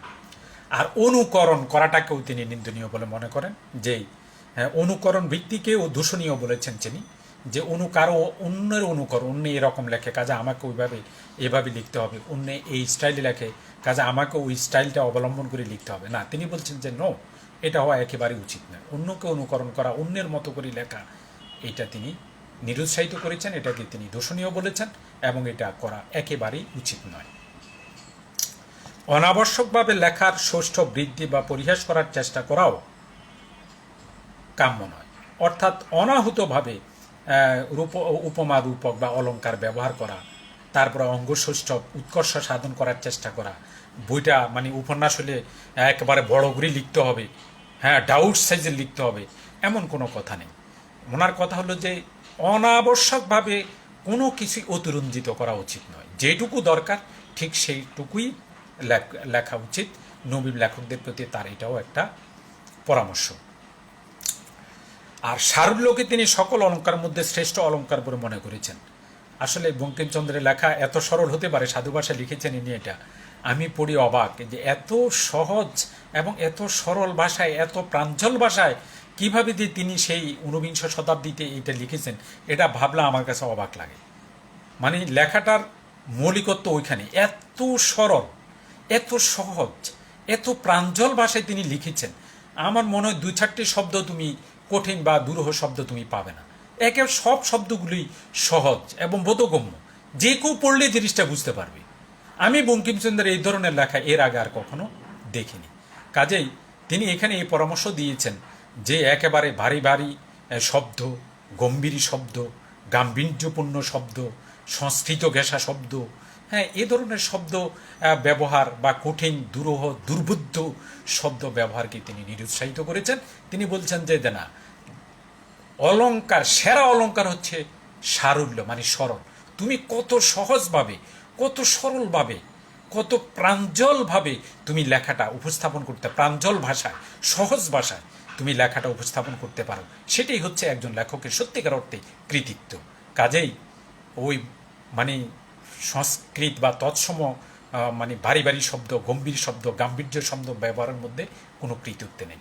কারণ তুমি আমাদেরকে বা নবীন লেখকদেরকে, যে কোনো লেখককেই মনে রাখতে হবে, লেখক লেখে পাঠকের জন্যে। এখন পাঠক যদি জিনিসটা না বুঝে, তাহলে আমি মনে করি যে লেখক সেখানে ব্যর্থ। সেই জন্য যেহেতু পাঠকের জন্য লেখা, সেহেতু পাঠকের জন্য যেহেতু আমরা লিখছি, তাদেরকে তাদের বোধগম্য করে লিখতে হবে, সহজ করে লিখতে হবে, সরল করে লিখতে হবে, প্রাঞ্জল ভাষায় লিখতে হবে, সহজ সহজ শব্দ চয়ন করে লিখতে হবে। তাহলে না পাঠকের কাছে এটা বোধগম্য। আদারওয়াইজ এটা তো পাঠকের কাছে বোধগম্য নাও হতে পারে, তাহলে আমার লেখাটা ব্যর্থ। যেমন আমি এখন তোমাদের উদ্দেশ্যে আমি লেকচার দিচ্ছি, আমার লেকচারটা যদি আমি একবারে ঘুরিয়ে পেঁচিয়ে, হ্যাঁ, এমনভাবে উপস্থাপন করতাম, ভারী ভারী শব্দ, অপ্রচলিত শব্দ, দুর্বুদ্ধ শব্দ ব্যবহার করি যদি আমি আমার লেকচার যদি আমি উপস্থাপন করি, তখন তোমরা বলবে আরে স্যার কী বলে, কিছুই বুঝি না, মাথা মুন্ডু কিছুই বোঝা যাচ্ছে না, কী সব কথা বলে, এগুলা শব্দ, এগুলা জীবনেও কখনো শুনি নাই। তাহলে আমার এই যে এখানে তোমাদের জন্য যে, তোমাদের উদ্দেশ্যে, শিক্ষার্থীদের উদ্দেশ্যে আমার যে কথা বলা, এই যে লেকচার দেওয়া, যে পাঠ দান করা, এটা পুরোটাই ব্যর্থ হয়ে যাবে। কাজেই আমি সবসময় আমি খেয়াল রাখি যে আমি কাদের উদ্দেশ্যে কথা বলছি, কাদের জন্য আমি, কাদের উদ্দেশ্যে আমি লেকচার দিচ্ছি, কাদের উদ্দেশ্যে আমি ক্লাসটা নিচ্ছি, এরা কারা, তাদের বয়স কত, তারা এই শব্দটার মানে বুঝতে পারবে কিনা। কাজে এগুলো আমি বরাবরই সচেতন যে আমি কার সঙ্গে কথা বলছি। আমি একজন রিকশাওয়ালার সঙ্গে যখন কথা বলি, তখন তার মতো করেই আমাকে কথা বলতে হবে, সে যাতে বুঝে আমার কথাগুলো। আমি একজন যখন দিনমজুরির সাথে কথা বলবো, তখন তার মতো করেই আমাকে কথা বলতে হবে। কারণ আমি তখন যদি তার সাথে যদি আমার সে পাণ্ডিত্য যদি দেখায়, তাহলে তো সে এটা কিছুই বুঝবে না। আমি যদি একজন রিকশাওয়ালাকে বলি যে মানে আমার পাণ্ডিত্য দেখায়, যদি সে এটা কিছুই বুঝবে না। কাজেই পেশা অনুযায়ী, তার যোগ্যতা অনুযায়ী, তার বয়স অনুযায়ী তার সাথে সেই ভাষায় এবং সে যেই ভাষায় যেই শব্দটা ব্যবহার করলে সে বুঝবে, সেই শব্দটা ব্যবহার করেই তার সাথে মত বিনিময়, ভাব বিনিময় করতে হবে, আদারওয়াইজ নাহলে হবে না। যাই হোক, সারল্যকে তিনি সকল অলঙ্কারের মধ্যে শ্রেষ্ঠ অলঙ্কার বলে মনে করেছেন। সর্বোপরি বস্তুনিষ্ঠার উপর গুরুত্ব আরোপ করেন। বস্তুনিষ্ঠতার উপর তিনি মানে কোনো কিছু লিখলে সেটা যাতে বস্তুনিষ্ঠ হয়, এর মাঝে যাতে কোনো তোমার মিথ্যাচার না থাকে, কোনো অলৌকিক ঘটনা যাতে না থাকে, হ্যাঁ, বস্তুনিষ্ঠতা যাতে থাকে, কোনো কাল্পনিক বিষয় যাতে না থাকে, বাস্তবতার সাথে যাতে মিল থাকে, হ্যাঁ, সত্য উদ্ঘাটন যাতে হয়, তারপরে নীতিনৈতিকতা বিরোধী যাতে কোনো জিনিস না থাকে, এগুলার ব্যাপারে তিনি বলেছেন লেখার ক্ষেত্রে লেখকদেরকে অবশ্যই বস্তুনিষ্ঠতা অবলম্বন করতে হবে। কারণ বস্তুনিষ্ঠতা যদি না থাকে, তাহলে সেই লেখা পাঠক গ্রহণ করবে না। এইভাবে এই ছোট লেখাটিতে তিনি লেখকের আদর্শ কী হওয়া উচিত, মোদ্দা কথা হচ্ছে, এই প্রবন্ধের মূল কথা হচ্ছে একজন লেখকের আদর্শ কি হওয়া উচিত, সেটাই এই প্রবন্ধের মূল বক্তব্য। আমি যদি এক লাইনে যদি বলি, তোমরা এই একটা লাইন শুধু মনে রাখবে যে বাঙ্গালার নব্য লেখক দিগের প্রতি নিবেদন, এই প্রবন্ধের মূল বক্তব্য হচ্ছে একজন লেখকের কি আদর্শ হওয়া উচিত, সেটাই এই প্রবন্ধের মূল উপজীব্য, মূল কথা, সার কথা। যে আদর্শটা কি হবে, একজন লেখকের আদর্শটা কি হবে, সে আদর্শ নিয়েই তিনি এখানে 13টি পরামর্শ দিয়েছেন। কাজেই এই কথাটা আমাদেরকে সকলকেই মনে রাখতে হবে যে লেখকের আদর্শ কি হওয়া উচিত, একজন লেখকের আদর্শ কি হওয়া উচিত, সেটাই তিনি অত্যাবশ্যকীয়ভাবে 13টি পয়েন্ট আকারে এই প্রবন্ধে তিনি তুলে ধরেছেন। এটাই হলো মূল কথা। একজন লেখকের কি ধরনের আদর্শ থাকা উচিত, সেটাই এই প্রবন্ধের মূল বক্তব্য। আমি আবার বলছি যে বাঙ্গালার নব্য লেখক দিগের প্রতি নিবেদন, এই প্রবন্ধের মূল বক্তব্য হচ্ছে একজন লেখকের আদর্শ কি হওয়া উচিত। একজন লেখকের আদর্শ কী হওয়া উচিত, এটাই হচ্ছে মূল বক্তব্য, মূল উপজীব্য, মূল জিস্ট যেটাকে আমরা বলি, সার কথা, মূল বক্তব্য ইত্যাদি। এটাই নবীন লেখকেরা বঙ্কিমচন্দ্রের পরামর্শ মান্য করলে লেখক ও পাঠক সমাজ উভয়ই নিশ্চিতভাবে উপকৃত হবেন। আমাদের মননশীল এবং সৃজনশীল জগৎ সমৃদ্ধ থেকে সমৃদ্ধতর হবে। এটা হচ্ছে পাঠ পরিস্থিতি। এবার আমি মূল প্রবন্ধটা, 13টা পয়েন্ট, কোনো ভূমিকা নাই, কোনো উপসংহার নাই। মানে এরকম লেখা যে আসলে মানে সাহিত্য হতে পারে এবং এরকম একটা লেখা যে এত সহজে লেখা যায়, এটা আমি এর আগে আসলে, কারণ বঙ্কিমচন্দ্রের লেখা পড়ে আমরা অভ্যস্ত। বঙ্কিমচন্দ্র মানেই দুর্বোধ্য শব্দ, বঙ্কিমচন্দ্র মানেই মানে গুরুগম্ভীর শব্দ, বাক্যের জটিল বাক্যের জটিলতা। ওটা জটিল বাক্য ছাড়া সরল বাক্যে লিখেছেন এরকম ঘটনা খুব কমে আছে, কিন্তু এখানে বাক্যগুলো ছোট ছোট, কিন্তু তিনি লিখেছেন সাধুরীতিতে এবং ভাষাটা অতীব সহজ, কোনো দুর্বোধ্য শব্দ নাই। এই লেখাপড়া আমি যার পণ্যাই মানে অভিভূত হয়েছি এবং আমি আশা করছি শিক্ষার্থী হিসাবে তোমরাও অভিভূত হবে যে বঙ্কিমচন্দ্র এত সরল করে, এত সহজ, এত প্রাঞ্জল ভাষায় তিনি কিভাবে লিখলেন, কোনো ভূমিকা ছাড়া, কোনো উপসংহার নাই, কোনো বাড়তি কথা নাই, একেবারে দরকারি কথা, যেটা না হলেই নয় সেই কথাটাই তিনি ব্যবহার করেছেন। এত পরিমিত লেখা, এত পরিমিত লেখা, এত মানে বাহুল্যবর্জিত লেখা আমার জীবনে মনে হয় আমি এই দেখেছি বলে আমার মনে পড়ে না। একেবারে বাহুল্যবর্জিত, অতিরিক্ত কোনো শব্দই যেন তিনি ব্যবহার করেন নাই, হ্যাঁ, কোনো দুর্বোধ্য শব্দ ব্যবহার করেন নাই। যাই হোক, আমরা শুরু করলাম। প্রবন্ধের নামটা আরেকবার বলি, বাঙ্গালার নব্য লেখক দিগের প্রতি নিবেদন। এক নম্বর পয়েন্ট, মানে 1 নম্বর পয়েন্ট, শুরুতে পয়েন্ট দিয়ে লেখাটা শুরু হয়েছে। 1 নম্বর পয়েন্ট, যশের জন্য লিখিবেন না, তাহা হইলে যশও হইবে না, লেখাও ভালো হইবে না। লেখা ভালো হইলে যশ আপনি আসিবে। দেখো লাইনটা, দেখো একটা শব্দ এখানে কোনো কঠিন নেই। যশ মানে কি? খ্যাতি। যশ মানে খ্যাতি লাভ করা, বিখ্যাত হওয়া। তিনি একেবারে নবীন লেখকদের, যারা নতুন লেখক, যারা লেখার চিন্তা ভাবনা করছেন বা যারা এখনো লিখে যাচ্ছেন, তাদের উদ্দেশ্যে তিনি প্রথম পয়েন্টে বলছেন যে বিখ্যাত হওয়ার জন্যে, খ্যাতিমান হওয়ার জন্যে লিখবেন না। মানে আপনি এই লেখাটা লিখে খ্যাতি অর্জনের জন্যে, হ্যাঁ, ফেমাস হওয়ার জন্যে, বিখ্যাত হওয়ার জন্য আপনি লিখছেন, এই উদ্দেশ্যে আপনি লিখবেন না। যশের জন্যে লিখিবেন না, তাহলে যশ হইবেন, অর্থাৎ আপনি বিখ্যাত হইবেন না। এটা যদি আপনি বিখ্যাত হওয়ার উদ্দেশ্যে যদি লেখেন, তাহলে আপনি বিখ্যাত হইবেন না এবং একই সঙ্গে আপনার লেখাটাও কিন্তু ভালো হবে না, কারণ আপনার উদ্দেশ্যই তো খারাপ। আপনি তো লিখতেছেন পাঠকের জন্যে না, এবং নিজে শত প্রণোদিত হয়েও লিখছেন না, শত স্ফূর্তভাবেও লিখছেন না, নিজের মন থেকেও আপনি লিখছেন না।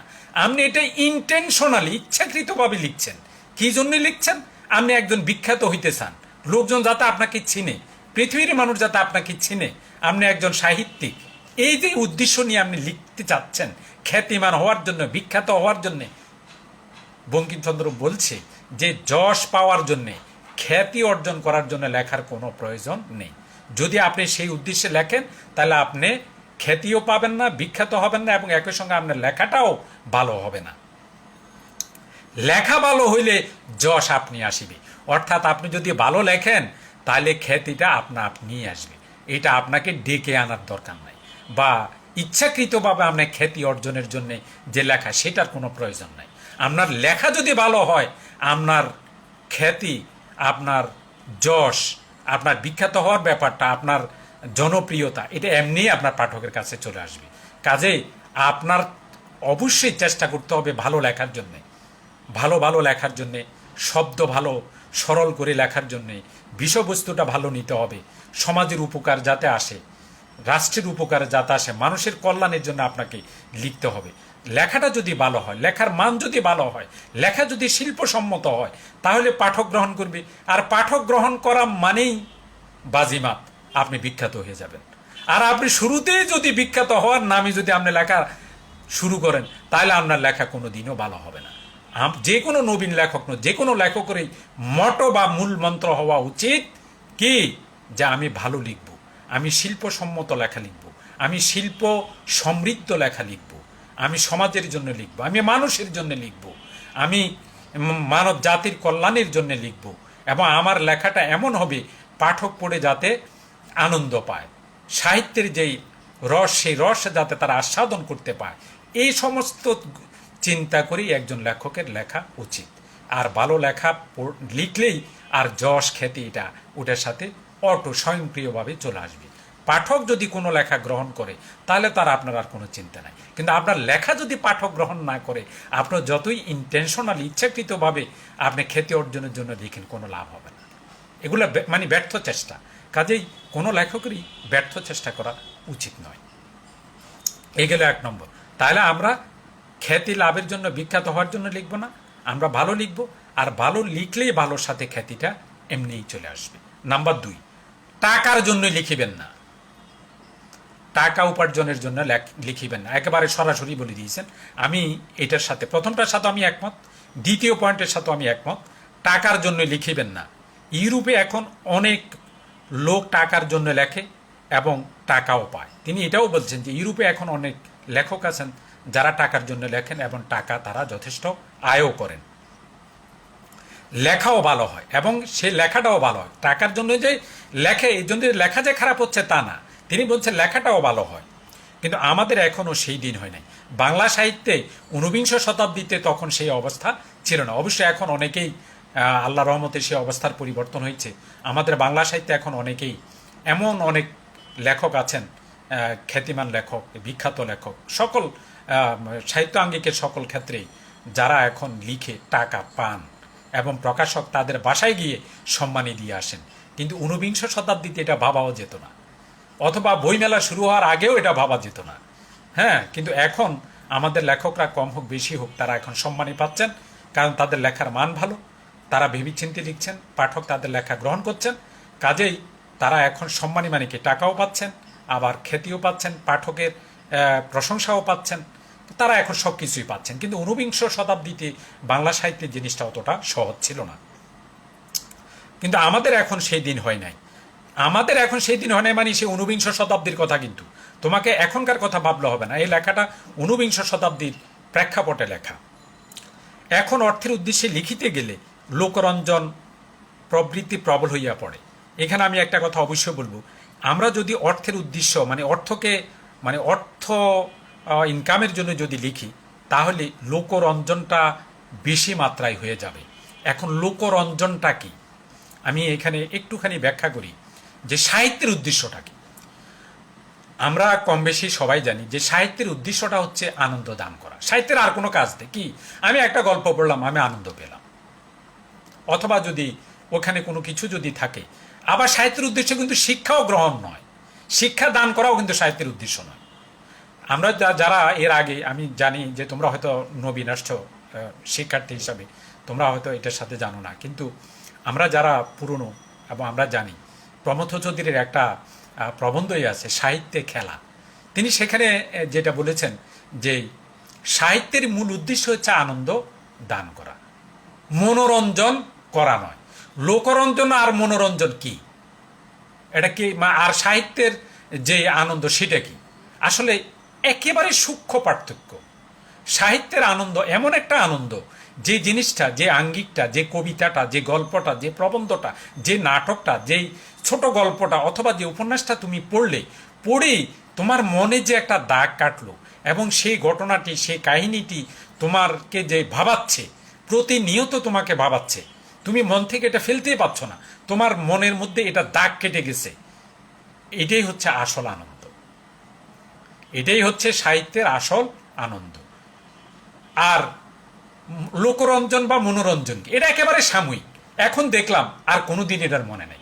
ধরো যে আমি এখন একটা সিনেমা দেখলাম, এখনই শেষ, এরপরে এটা নিয়ে আমার আর কোনো দিন এটা মনেও থাকে না, এটা নিয়ে আমার আর মনেও থাকে না। একটা নাটক দেখলাম এখন সাময়িক আনন্দ পেলাম, এটা বলা যায় বিনোদন। মনে রাখবি, বিনোদন আর আনন্দ এক নয়, বিনোদন হচ্ছে সাময়িক, এখন দেখলাম, এখন একটু আনন্দ পেলাম, ব্যাস শেষ, এটার আর কোনো স্থায়িত্ব নাই। মনে রাখবে, সাহিত্যের আনন্দের একটা স্থায়িত্ব আছে, তোমার হৃদয়ে দাগ কাটে, তুমি ভাবো, তুমি চরিত্রগুলো নিয়ে ভাবো, তুমি বিষয়বস্তুটি নিয়ে ভাবো, তুমি বিষয়বস্তুটির প্রেক্ষাপট নিয়ে ভাবো, তুমি তুমি সামাজিক অবস্থা নিয়ে ভাবো, তুমি একটি চরিত্র পেয়েছ সেই লেখায়, সেই চরিত্রটার কার্যকলাপ নিয়ে তোমার ভাবনা আছে এবং দীর্ঘদিন তোমার মনের মধ্যে সেই লেখাটা গেঁথেই আছে, সেই চরিত্রটা গেঁথেই আছে।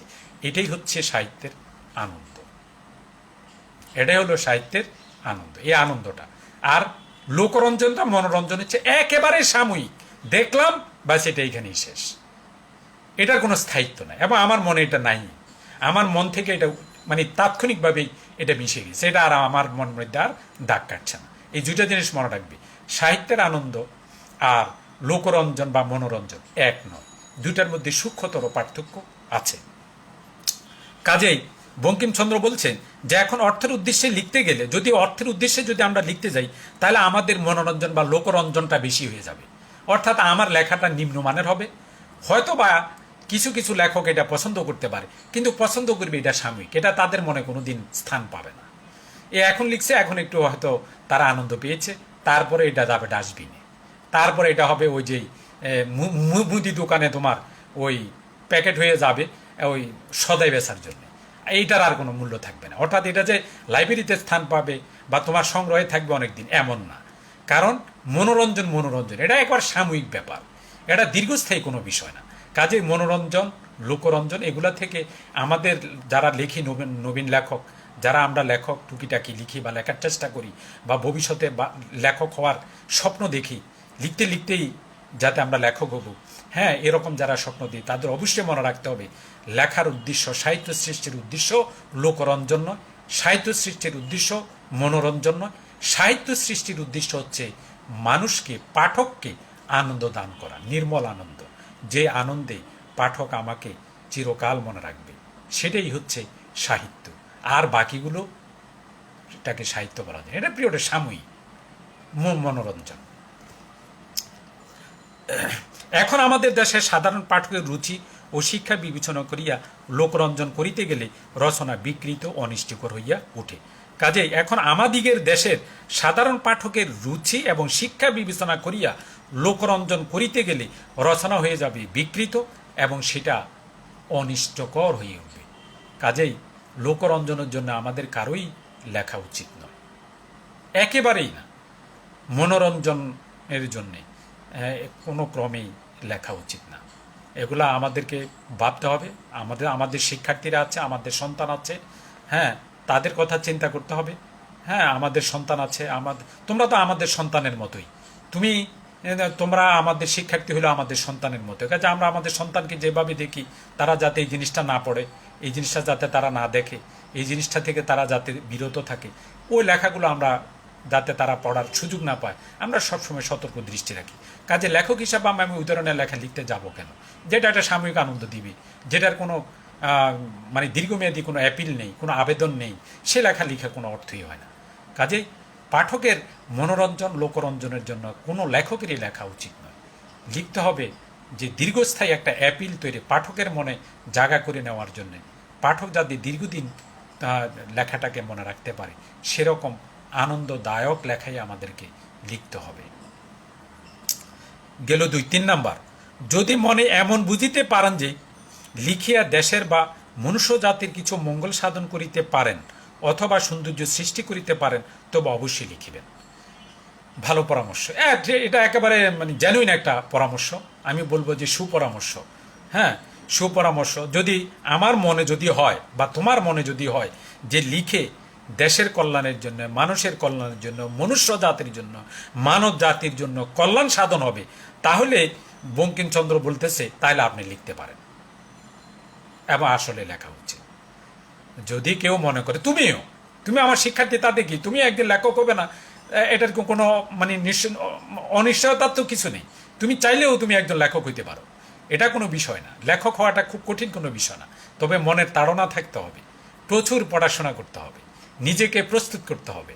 প্রচুর পড়াশোনা না করলে তুমি তো প্রস্তুত হবে না, সব কিছুর একটা প্রস্তুতি লাগে। যে তুমি এখন ইন্টারমিডিয়েট ফার্স্ট ইয়ারে আসছো, তুমি কি এমনি এমনি লাভ দিয়ে আসছো? না, সে অ থেকে শুরু করেছ, ABCD থেকে শুরু করেছ, তারপরে প্লে গ্রুপ, তারপর ক্লাস 1, দেন 2, দেন 3, এভাবে তুমি এক ক্লাস করে শেষ করে তারপর একটা পাবলিক পরীক্ষা JSC দিছো। তুমি ওখানে পাশ করেছো, দেন তুমি 9-10, তারপরে এসএসসি তুমি পাশ করেছো, দেন তুমি এসএসসি পাশ করার পরে তুমি কি করলে, এখন তুমি ইন্টারমিডিয়েট ফার্স্ট ইয়ারে ভর্তি হওয়ার সুযোগ পেয়েছো। লেখকেরও ভাবনাটা কিন্তু এরকম, নিজেকে প্রস্তুত করার জন্য তোমাকে প্রচুর পড়াশোনা করতে হবে, এবং প্রচুর পড়াশোনা যদি না করো তাহলে তুমি একজন ভালো লেখক হতে পারবে না। লেখক হওয়ার পূর্ব শর্তই হচ্ছে প্রচুর পড়াশোনা করা, হাতের কাছে যা পাবে তাই পড়বে। একজন লেখকের কাছে বাছবিচার মানে পাঠকের কাছে বাছবিচার না থাকুক, এরকম পাঠকও তো আছে যে যাতে বুক ওয়ারম বলে, বইয়ের পোকা বলে, মানে হাতের কাছে যা পায় তাই পড়ে, সব কিছু তো আর তার মনে থাকে না, হঠাৎ করে একটা তার মনের মধ্যে দীর্ঘদিন তাকে ভাবাচ্ছে। এই কাজেই একটা ক্ষেত্র, লেখক হওয়ার জন্য অনেকগুলো ক্ষেত্র তৈরি করতে হয়, তার অন্যতম হচ্ছে তোমাকে প্রচুর পরিমাণে লেখাপড়া করতে হবে, প্রচুর পরিমাণে পড়তে হবে, পড়ার কোনো বিকল্প নাই, যা পাবে হাতের কাছে সবই পড়বে। যারা লেখক হবে তারা পড়বে, আর যারা লেখক হওয়ার একেবারেই কোনো ইচ্ছা নেই তারা একেবারে গোগ্রাসে বই পোকা হইতে হবে এমন কোনো কথা নেই। কিন্তু যারা লেখক হবেন তাদেরকে গোগ্রাসে বই গিলতে হবে, পড়তে হবে, এবং পড়ার কোনো বিকল্প নেই। তার ক্ষেত্র প্রস্তুত করতে হবে, তার জমিন প্রস্তুত করতে হবে, তারপরে তিনি কলম ধরবেন এবং সেই জমিনের উপরে তিনি লিখবেন। কিন্তু জমিন তৈরি না করে, হাল চাষ না করে তুমি ফসল বুনবে আর তুমি ভালো ফসল পাবে, এমন কল্পনা করা, এমন ভাবার কোনো কারণ নেই। কারণ যে কোনো লেখকেরই ক্ষেত্র, জমিন প্রস্তুত করার জন্য তাকে প্রচুর পরিমাণে পড়তে হবে।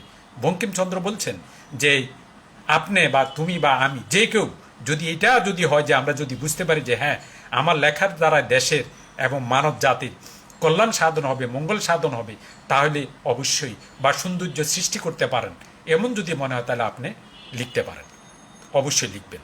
যাহারা অন্য উদ্দেশ্যে লেখেন তাহাদিগকে যাত্রাওয়ালা প্রবৃত্তি নিজ ব্যবসায়ী দিকের সঙ্গে গণ্য করা যাইতে পারে। তিনি বলছেন যে যারা উদ্দেশ্য প্রণোদিতভাবে লেখেন, উদ্দেশ্য প্রণোদিত লেখা কি? ওই যে বললাম, কাউকে হেয় প্রতিপন্ন করা, কাউকে ব্যক্তিগতভাবে আক্রমণ করা, কাউকে ছোট করা, হ্যাঁ, কারো মানে পরশ্রী কাতর হইয়া তাকে সমাজে, তিনি মান্য ব্যক্তি, তাকে সমাজের কাছে খারাপভাবে উপস্থাপন করা, রটনা করা, তাকে সমাজে হেয় প্রতিপন্ন করা, এই যে উদ্দেশ্য প্রণোদিত লেখা, এই ধরনের লেখা যারা লেখে তাদেরকে তিনি বলছেন যাত্রাওয়ালা। তাদেরকে তিনি কি বলছেন? যে এরা হচ্ছে যাত্রাওয়ালা। আর ব্যবসায়ীদের মধ্যে বলছেন যে এরা হচ্ছে সবচেয়ে নিকৃষ্ট ব্যবসায়ী। নিচ মানে নিকৃষ্ট, একেবারে নিকৃষ্ট। যারা উদ্দেশ্য প্রণোদিত লেখা লেখে সেই লেখকদেরকে তিনি বলেছেন যে এরা হচ্ছে যাত্রাওয়ালা আর নিকৃষ্ট ব্যবসায়ী। এটার সাথে আমি একমত। নাম্বার 4, যাহা অসত্য, ধর্মবিরুদ্ধ, পরনিন্দা, পরপীড়ন, হ্যাঁ, বা স্বার্থ সাধন যাহার উদ্দেশ্য, সে সকল প্রবন্ধ কখনো হিতকর হইতে পারে না।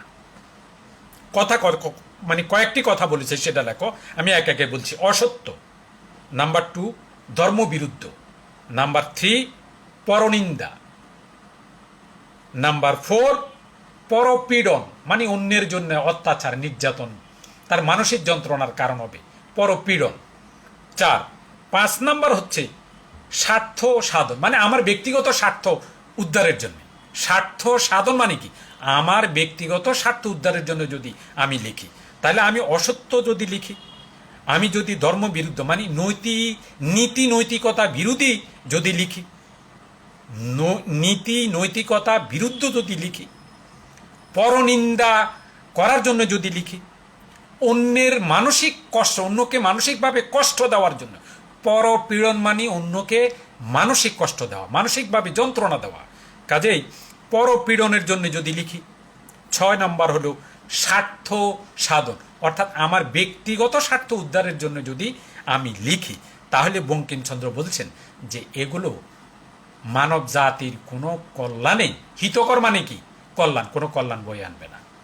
কাজেই এই ধরনের কোনো মানে অসত্য কোনো লেখা আমরা লিখব না, ধর্মবিরুদ্ধ বা নীতি নৈতিকতা বর্জিত কোনো লেখা আমরা লিখব না, পরনিন্দা, অন্যজনকে নিন্দা করে অন্যকে হেয় প্রতিপন্ন করার জন্যে, হ্যাঁ, অন্যকে খারাপভাবে সমাজ উপস্থাপন করার জন্যে, হ্যাঁ, অন্যকে ব্যক্তিগত আক্রমণ করার জন্য আমরা লিখব না, পরপীড়ন, অন্যকে মানসিক যন্ত্রণা দেওয়ার জন্য আমরা লিখব না, স্বার্থ সাধন, নিজের ব্যক্তিগত স্বার্থ উদ্ধারের জন্য, নিজের ব্যক্তিগত স্বার্থের জন্য আমরা লিখব না। কারণ এইভাবে যদি লিখি তাহলে সেটা মানব জাতির কল্যাণ কখনোই বহন করে আনবে না। সুতরাং তাহা একেবারেই পরিহার্য। কাজেই এই ধরনের লেখার চেষ্টা বৃথা, এবং এগুলা যারা লেখে এগুলা থেকে তাদের বিরত থাকার জন্য বঙ্কিমচন্দ্র চট্টোপাধ্যায় পরামর্শ দিয়েছেন। সত্য ও ধর্মই সাহিত্যের উদ্দেশ্য। এবং আমাদের মনে রাখতে হবে যে সত্য এবং ধর্ম মানে কি, নীতি নৈতিকতা। ধর্ম বলতে আমি কোনো রিলিজিয়নের কথা বলছি না। হ্যাঁ, হিন্দু ধর্ম, মুসলিম ধর্ম, খ্রিস্টান ধর্ম, এই কোনো ধর্ম না, কিন্তু সেগুলো একটা নীতি নৈতিকতার উপর ভিত্তির উপরে দাঁড়িয়ে আছে। কারণ ওগুলো নীতি নৈতিকতার ভিত্তির উপরে দাঁড়িয়ে আছে। তবু আমি সেগুলোকে ওইভাবে মেনশন করছি না। আমি যদি বলি যে সাহিত্যের বঙ্কিমচন্দ্রের মতে যে সত্য এবং ধর্মই হচ্ছে সাহিত্যের উদ্দেশ্য, তাহলে সাহিত্যের ধর্ম কি? সাহিত্যের ধর্ম হচ্ছে যে নীতি নৈতিকতা বজায় রেখে তোমাকে লিখতে হবে। নীতি বিরুদ্ধ, নীতি নৈতিকতা বর্জিত কোনো লেখা লেখা যাবে না। সাহিত্যের দুটো উদ্দেশ্য আমাদের মনে রাখতে হবে, একটা হচ্ছে সত্য আর একটা হচ্ছে ধর্ম। একটা হচ্ছে সত্য আর একটা হচ্ছে ধর্ম। অন্য উদ্দেশ্যে লেখনী দারুণ মহাপাপ বঙ্কিমচন্দ্রের ভাষায়। এবং তার মতে যে অন্য কোনো উদ্দেশ্যে, যে সত্য এবং ধর্ম ব্যতি রেখে অন্য কোনো উদ্দেশ্যে যদি যে কোনো লেখকে লেখনী যদি ধারণ করেন, কলম যদি ধরেন এবং তিনি যদি লেখেন, তিনি বলছেন এটা হচ্ছে একটা মহাপাপ, গ্রেট সিন, এটা একটা মহাপাপ। কাজেই মানে প্রত্যেকটা লেখকেরই একটা দায়িত্ববোধ রয়েছে। নিজের দায়বোধ, সমাজের কাছে দায়বোধ, পরিবারের কাছে দায়বোধ, সন্তানের কাছে দায়বোধ, রাষ্ট্রের কাছে দায়বোধ, মানব জাতির কাছে দায়বোধ। এইগুলি দায়বোধ মাথায় রেখে একজন লেখককে লিখতে হবে। আর যদি সে দায়বোধ থেকে যদি তিনি না লেখেন, তিনি যদি উদ্দেশ্য প্রণোদিতভাবে লেখেন, তাহলে বঙ্কিমচন্দ্র বলছেন যে এটার মতো মহাপাপ আর কিছু নেই। এটার সাথে আমি একমত। 4 নম্বর। 5 নম্বর, যাহা লিখিবেন তা হঠাৎ ছাপাইবেন না। এটা অবশ্য আমি পাঠ পরিচিতির মধ্যে বলেছিলাম। নাম্বার 5, যাহা লিখিবেন তা হঠাৎ ছাপাইবেন না, কিছুকাল ফেলিয়া রাখিবেন, কিছুকাল পরে উহা সংশোধন করিবেন, তাহলে দেখিবেন প্রবন্ধে অনেক দোষ আছে। কাজেই নবীন লেখকদের প্রতি যেই 5 নম্বর, এই 5 নম্বরটা তো আসলে আমি এটা লেখা, এই যে মানে উনি যে এখানে পরামর্শ এটা দিয়েছেন, ওনার যে এই ধরনের একটা প্রবন্ধ আছে আমি জানতাম না। কিন্তু আমার লেখার স্টাইলটাই এটা। আমি একটা লেখা লিখে এটাকে 2 সপ্তাহ, 1 সপ্তাহ, 12-14 দিন, 1 সপ্তাহের জন্য এটা আমি ফেলে রাখি, এটা আর দেখি না। তারপরে 1 সপ্তাহ 10 দিন পরে এটা আমি আবার পাঠ করি, বারবার পাঠ করি, বারবার মানে আবৃত্তি করার চেষ্টা করি, বারবার পড়ি যে কোনো অসঙ্গতি আছে কিনা, পাঠক এটাকে গ্রহণ করবে কিনা, এর মধ্যে নীতি নৈতিকতা বর্জিত কোনো কিছু আছে কিনা, হ্যাঁ আমার ভাষা চয়নটা, শব্দ চয়ন এগুলো ঠিক আছে কিনা, এটা আমি লক্ষ্য করি। কিন্তু এই যে বঙ্কিমচন্দ্রের এই আইডিয়ার সাথে আমার আইডিয়া 100 বছর পরে মিলে যাবে, এটা মানে দেখে আমি অবাক হয়েছি। যে আমার আইডিয়াটা বঙ্কিমচন্দ্র 100 বছর আগে লিখে গিয়েছেন, সেটা আমি জানিই না। তাহলে দেখো এটা কি কোইন্সিডেন্টাল, মানে কাকতালীয়। কাজেই এটা 100 বছর, 200 বছর, 1000 বছর পরও দেখা যাবে যে এক ব্যক্তির আইডিয়ার সাথে পরের প্রজন্মের 1000 বছর, 100 বছর, 200 বছর পরের প্রজন্মের আইডিয়াও হুবহু মিলিয়ে গেছে। এবং এটা মিলতেই পারে, এটা আমি বিশ্বাস করি। এটা আমি এখন থেকে তো আরও বেশি বিশ্বাস করব। কারণ বঙ্কিমচন্দ্রের 5 নম্বর পয়েন্টটা আমার আইডিয়া এবং আমার নিজস্ব একটা আইডিয়া। আমি এভাবে লিখি, আমি এইভাবে লেখাটাকে সংশোধন করি। তাইলে এটা তো আমি এটা ভেবে করি নাই, ওনার এটা না পড়েই তো আমি করেছি। তাইলে আমার এই আইডিয়া, আমার এই ভাবনা আর বঙ্কিমচন্দ্রের এই 5 নম্বর পরামর্শটা একই। কাজেই যে কোনো ব্যক্তির সাথে, যে কোনো মানে কালের মনীষীদের সাথে এই কালের মানুষের আইডিয়া, ধারণা, চেতনা এগুলো মিলতে পারে। এবং এটা অমিল হওয়া, মানে এটা মিল হওয়া অস্বাভাবিক কোনো বিষয় না। এটা খুবই স্বাভাবিক বলে এখন আমার কাছে প্রতীয়মান হচ্ছে। এবং এটাকে নকল ভাবার কোনো কারণ নাই। আমি বঙ্কিমচন্দ্রকে অনুকরণ করেছি এমনটি ভাবার তো কোনো প্রয়োজন। আমি এর আগে এটা পড়িয়ে নেই, দেখিয়ে নেই। কিন্তু আমি এই নিয়মটাই আমার ক্ষেত্রে আমি ব্যক্তিগতভাবে করতাম। কিন্তু এখন দেখতাম যে বঙ্কিমচন্দ্র সেই পরামর্শই দিয়েছেন। কাজে বঙ্কিমচন্দ্রের ধ্যান ধারণার সাথে 5 নম্বরটা আমার হুবহু মিলে গেছে। কাব্য, নাটক, উপন্যাস 2-1 বছর ফেলিয়া রাখিয়া তারপর সংশোধন করিলে বিশেষ উৎকর্ষ লাভ করে। যাহারা সাময়িক সাহিত্যের কার্যে ব্রতী, যারা সাময়িক সাহিত্য রচনা করেন, হ্যাঁ, বিশেষ করে সাময়িক সাহিত্য বলতে এটাকে ইংরেজিতে যদি আমি বলি পিরিয়ডিক্যাল লিটারেচার। লিটারেচার তো দুই ধরনের আছে, একটা হচ্ছে ক্লাসিক্যাল লিটারেচার। ক্লাসিক্যাল লিটারেচারের বাংলা যদি আমি বলি এটা ধ্রুপদী সাহিত্য, অর্থাৎ মৌলিক সাহিত্য। ধ্রুপদী সাহিত্য যেমন তোমার ধরো হোমারের ইলিয়াড আর অডিসি মহাকাব্য, তারপরে বাল্মীকির রামায়ণ, তারপরে কৃষ্ণদ্বৈপায়নের মহাভারত, এগুলো হচ্ছে তোমার একেবারে মৌলিক, এগুলো হচ্ছে ক্লাসিক সাহিত্য, এগুলাকে আমরা বলি ক্লাসিক লিটারেচার। আর পিরিয়ডিক্যাল লিটারেচার হচ্ছে যে সাময়িক, ধরো যেই সাময়িক পত্র, যে বঙ্গদর্শনে যে লেখাগুলো ছাপা হতো, এগুলো সাময়িক। হ্যাঁ, তো যাহারা সাময়িক সাহিত্যের কার্যে মানে কাজে ব্রতী, তাহাদের পক্ষে এই নিয়ম রক্ষাটি ঘটিয়া ওঠে না। যারা সাময়িক সাহিত্য নিয়ে কাজ করে, হ্যাঁ, অর্থাৎ কালকে আমাকে পত্রিকায় দিতে হবে, তাদের জন্য এই নিয়মটি রক্ষা করা সম্ভব না। মনে করো একটা পত্রিকা আমার কাছে লেখা চাইলো, কবে ছাপবে, এই তাদের বিশেষ সংখ্যা থাকে, ঈদ উপলক্ষে সংখ্যা থাকে, তারপরে বৈশাখী উপলক্ষে, পয়লা বৈশাখ বা নববর্ষ উপলক্ষে তাদের বিশেষ সংখ্যা থাকে, অথবা আমাদের বিজয় দিবস উপলক্ষে, অথবা আমাদের স্বাধীনতা দিবস উপলক্ষে আমার কাছে একটা লেখা চাইল। তো সেই লেখাটা তো লিখিত আমি 2 সপ্তাহ 3 সপ্তাহ ফেলে রাখতে পারবো না। এটাকে বলে সাময়িক। অর্থাৎ সাময়িক সাহিত্যে যারা, সাহিত্যের কাজে যারা জড়িত আছেন, সাময়িক সাহিত্যের জন্য যারা কাজে যারা রত আছেন, হ্যাঁ, তাদের জন্য এই নিয়মটা প্রযোজ্য হবে না, কারণ তারা এই নিয়মটা রক্ষা করতে পারবেন না, যে লিখে 2 সপ্তাহ 6 মাস 1 বছর বা 3 সপ্তাহ ফেলে রাখার কোনো সুযোগ নেই। কাজেই সাময়িক সাহিত্যে যারা নিয়োজিত আছেন, সাময়িক সাহিত্য নিয়ে যারা কাজ করেন, তাদের ক্ষেত্রে এই নিয়মটা রক্ষা করা সম্ভব নয়। এই জন্যই সাময়িক সাহিত্য লেখকের পক্ষে অবনতিকর। আবার তিনি এটাও বলে দিয়েছেন, যেহেতু এটা রক্ষা করা সম্ভব নয়, সেই জন্য সাময়িক সাহিত্যটা হচ্ছে লেখকের জন্য অবনতিকর। আমি দেখেছি, যদিও আসলে আমি তো লেখার জগতে একেবারেই নবীন, সামান্য, মানে এটাকে খুব একটা মানে পরমাণু বলা যায়, অণুও বলা যায় না। লেখার জগতে আমার যে আগমন, এটাকে আমি পরমাণু বলতে পারি, আমি অণুও নিজেকে বিবেচনা করি না। তা আসলে সাময়িক যে কাগজে বা পত্রপত্রিকার যে ফরমাইশের যে লেখা, মানে অর্ডার দিয়ে যে লেখা, যা আমাকে আমার পত্রিকার জন্য আপনি একটা কবিতা লিখে দেন বাংলা নববর্ষের কেন্দ্র করি, বাংলা নববর্ষকে বিষয়বস্তু করে আপনি একটা কবিতা আমার পত্রিকার জন্য লিখে দেন, অথবা মহান স্বাধীনতা দিবস উপলক্ষে একটা কবিতা বা একটা প্রবন্ধ লিখে দেন। এটা তো ফরমাইশি লেখা। ফরমাইশি লেখা আমি এখনই বলে রাখি, যেটা আমি সবসময় বিশ্বাস করি, ফরমাইশি লেখা লেখকের জন্য অত্যন্ত ক্ষতিকর, অত্যন্ত ক্ষতিকর। ফরমাইশি লেখাটাই ক্ষতিকর।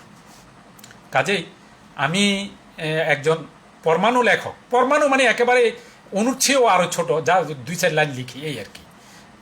কাজে আমি এই 2-4 লাইন লিখে আমি বুঝতে পেরেছি যে ফরমাইশি লেখা মানে একজন লেখকের জন্য অত্যন্ত ক্ষতিকর, অত্যন্ত অবনতিকর, অত্যন্ত অবনতিকর, অত্যন্ত ক্ষতিকারক।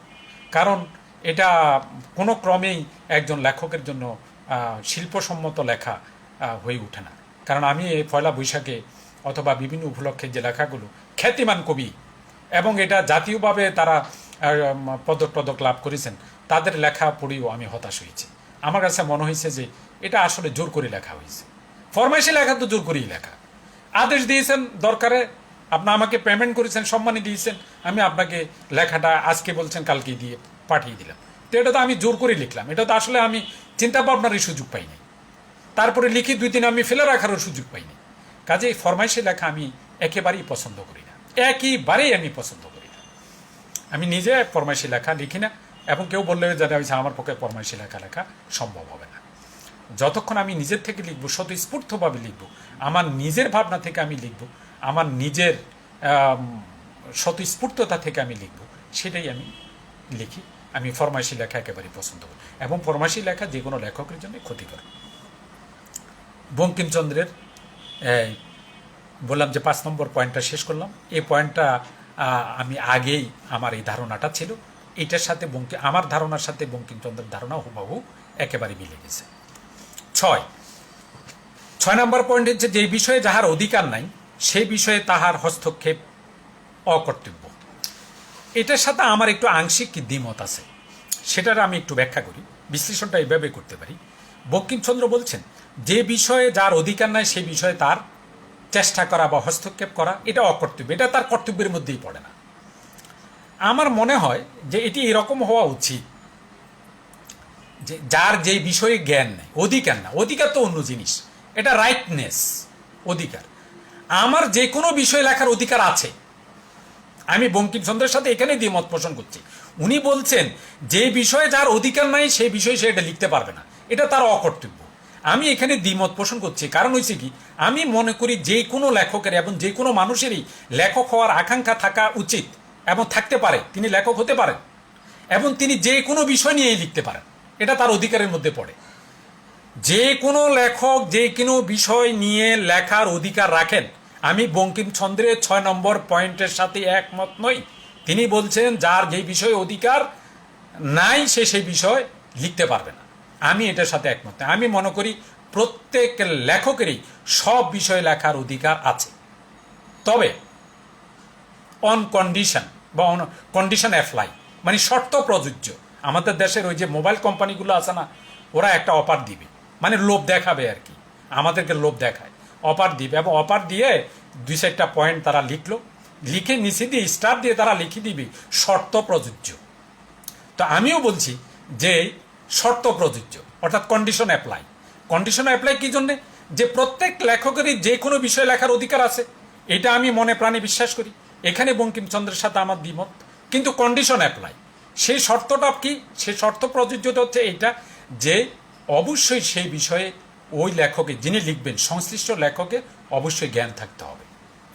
যদি জ্ঞান না থাকে, ওই বিষয়ে যদি ওনার পর্যাপ্ত জ্ঞান না থাকে, ওই বিষয়ে যদি ওই সংশ্লিষ্ট, যাই হোক, ছোটোখাটো একটা ইন্টারাপ্ট, এই ইন্টারাপ্টের সাথে আমি পরিচিত, তোমরাও পরিচিত। তোমরা কেউ যাইও না, আমি আছি। আমার আর সামান্য একটুখানি 2-3টা পয়েন্ট আছে, আমি শেষ করি, ইনশাল্লাহ ছেড়ে দেব। প্রিয় শিক্ষার্থীরা, তোমরা থেকো, তোমরা যেও না, তোমরা লাইভ স্ট্রিমিংয়ে অবস্থান করো। আমি আর 2-3টা পয়েন্ট আছে, এই 2-3টা পয়েন্ট আলোচনা করেই আমি আজকের মানে পুরো প্রবন্ধটাই শেষ করে দিব। এটা নিয়ে আর কোনো ক্লাস নিব না, এটা আজকেই শেষ। এটা যেহেতু ছোট প্রবন্ধ, এটা নিয়ে আমি দ্বিতীয় কোনো ক্লাস নিয়ে সময় নষ্ট করব না। তো তোমরা থাকো। তাহলে যেটা বললাম যে কি, যে সংশ্লিষ্ট লেখকের যে বিষয়টা নিয়ে তিনি লিখবেন, অবশ্যই সেই সংশ্লিষ্ট বিষয়ে তার অগাধ নলেজ থাকতে হবে, অগাধ জ্ঞান থাকতে হবে, তার গভীরতা থাকতে হবে, জ্ঞানের গভীরতা থাকতে হবে, তাহলে তিনি লিখতে পারবেন।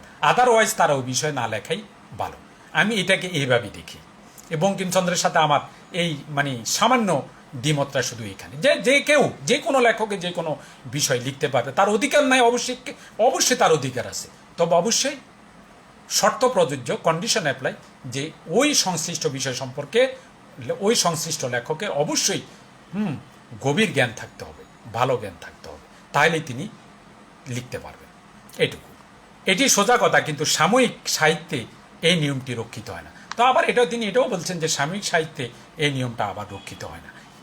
দ্বিতীয় অংশটার সাথে আমি একমত, কিন্তু প্রথম অংশে উনি যেটা বলছেন যে কোনো অধিকারে নাই, না অধিকার থাকবে না কেন, যে কোনো লেখকের যে কোনো বিষয় লেখার অধিকার আছে, তবে শর্ত থাকবে যে ওই বিষয়ে সংশ্লিষ্ট বিষয় ওই লেখকের অনেক জানাশোনা থাকতে হবে, গভীরতা থাকতে হবে, জ্ঞান থাকতে হবে, মনীষা থাকতে হবে, তাহলে তিনি ওই বিষয়ে লিখতে পারবেন। 7 নম্বর, বিদ্যা প্রকাশের চেষ্টা করিবেন না। এটার সাথে আমি একমত, যে আমি একটা জিনিস লিখলাম, সেটা উদ্দেশ্য হচ্ছে যে আমি কি জানি, মানে আমার পাণ্ডিত্য জাহির করা, আমার পাণ্ডিত্যটা পাঠকের কাছে উপস্থাপন করা, এটাই যেন আমার লেখার মূল উদ্দেশ্য। এটার সাথে আমি একমত যে না, লেখক এমনভাবে লিখবেন যে পাঠক যাতে বুঝতে না পারে যে আমার পাণ্ডিত্যটা আমি প্রদর্শন করতেছি, এটা যাতে লেখক মনে না করেন। কিন্তু আমাদের এটা বলতে দ্বিধা নেই, অনেক লেখকই আছেন যে তার লেখায় তিনি বুঝাতে চান যে দেখো আমি কি না জানি, আমার জানার গভীরতা কত। অর্থাৎ আমরা পাঠককে এটাই বুঝাতে চাচ্ছি যে আমি হচ্ছি মহাপণ্ডিত, আমার জ্ঞানের গভীরতা দেখো, মানে আমার নিজের পাণ্ডিত্য জাহির করার জন্য লিখছি। বঙ্কিমচন্দ্র একেবারেই নিষেধ করেছেন যে এই ধরনের কোনো চেষ্টাই করা যাবে না। কি বলছেন তিনি? বিদ্যা প্রকাশের চেষ্টা করিবেন না। বিদ্যা থাকলে তা আপনিই প্রকাশ হবে, তিনি একবার রসিকতা বলছেন, যদি বিদ্যা যদি আমার মধ্যে, আপনার মধ্যে, মানুষের মধ্যে যদি থাকে, তাহলে লেখার মাধ্যমে সেটা আপনিই প্রকাশ পাবে। সেটা আপনার জোর করে প্রকাশ করার কোনো দরকার নেই, এবং চেষ্টা না করাই ভালো। বিদ্যা প্রকাশের চেষ্টা পাঠকের অতিশয় বিরক্তিকর।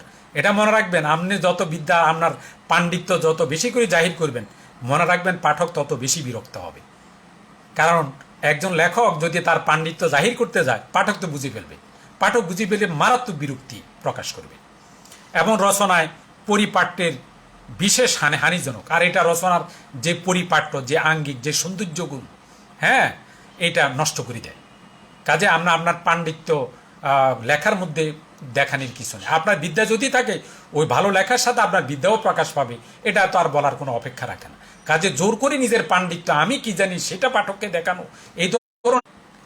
আবার একটা ইন্টারাপ্ট হয়েছে, কাজেই তোমরা কেউ যাবে না, আমি এটা আজকে শেষ করব।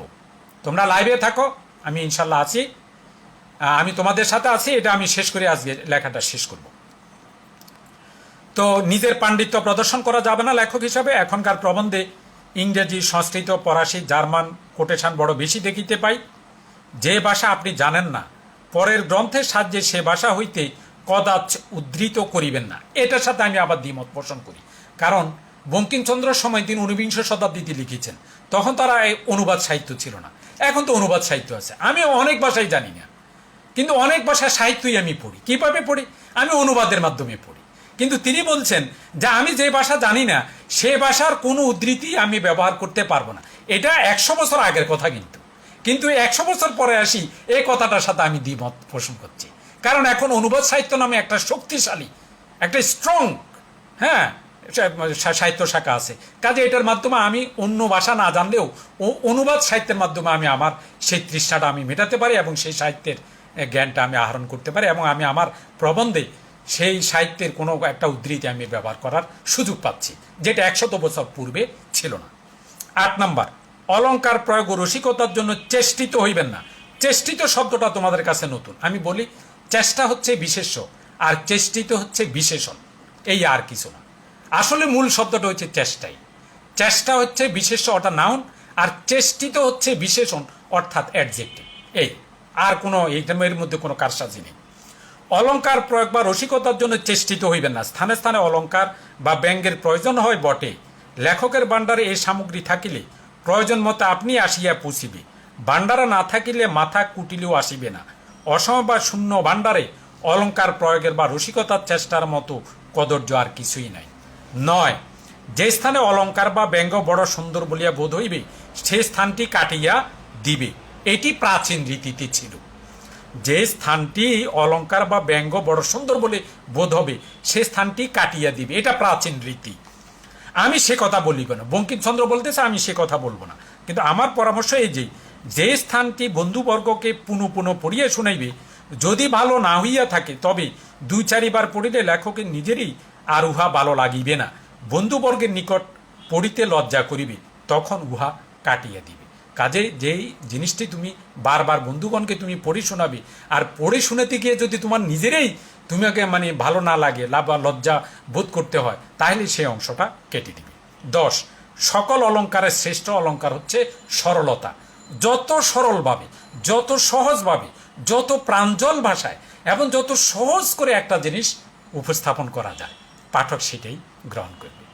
আমি এখানে তোমাদের লেকচার দিচ্ছি, আগেই বলেছি যে এখানে আমার এমন শব্দ চয়ন করতে হবে যে শব্দগুলো তোমরা বুঝবে।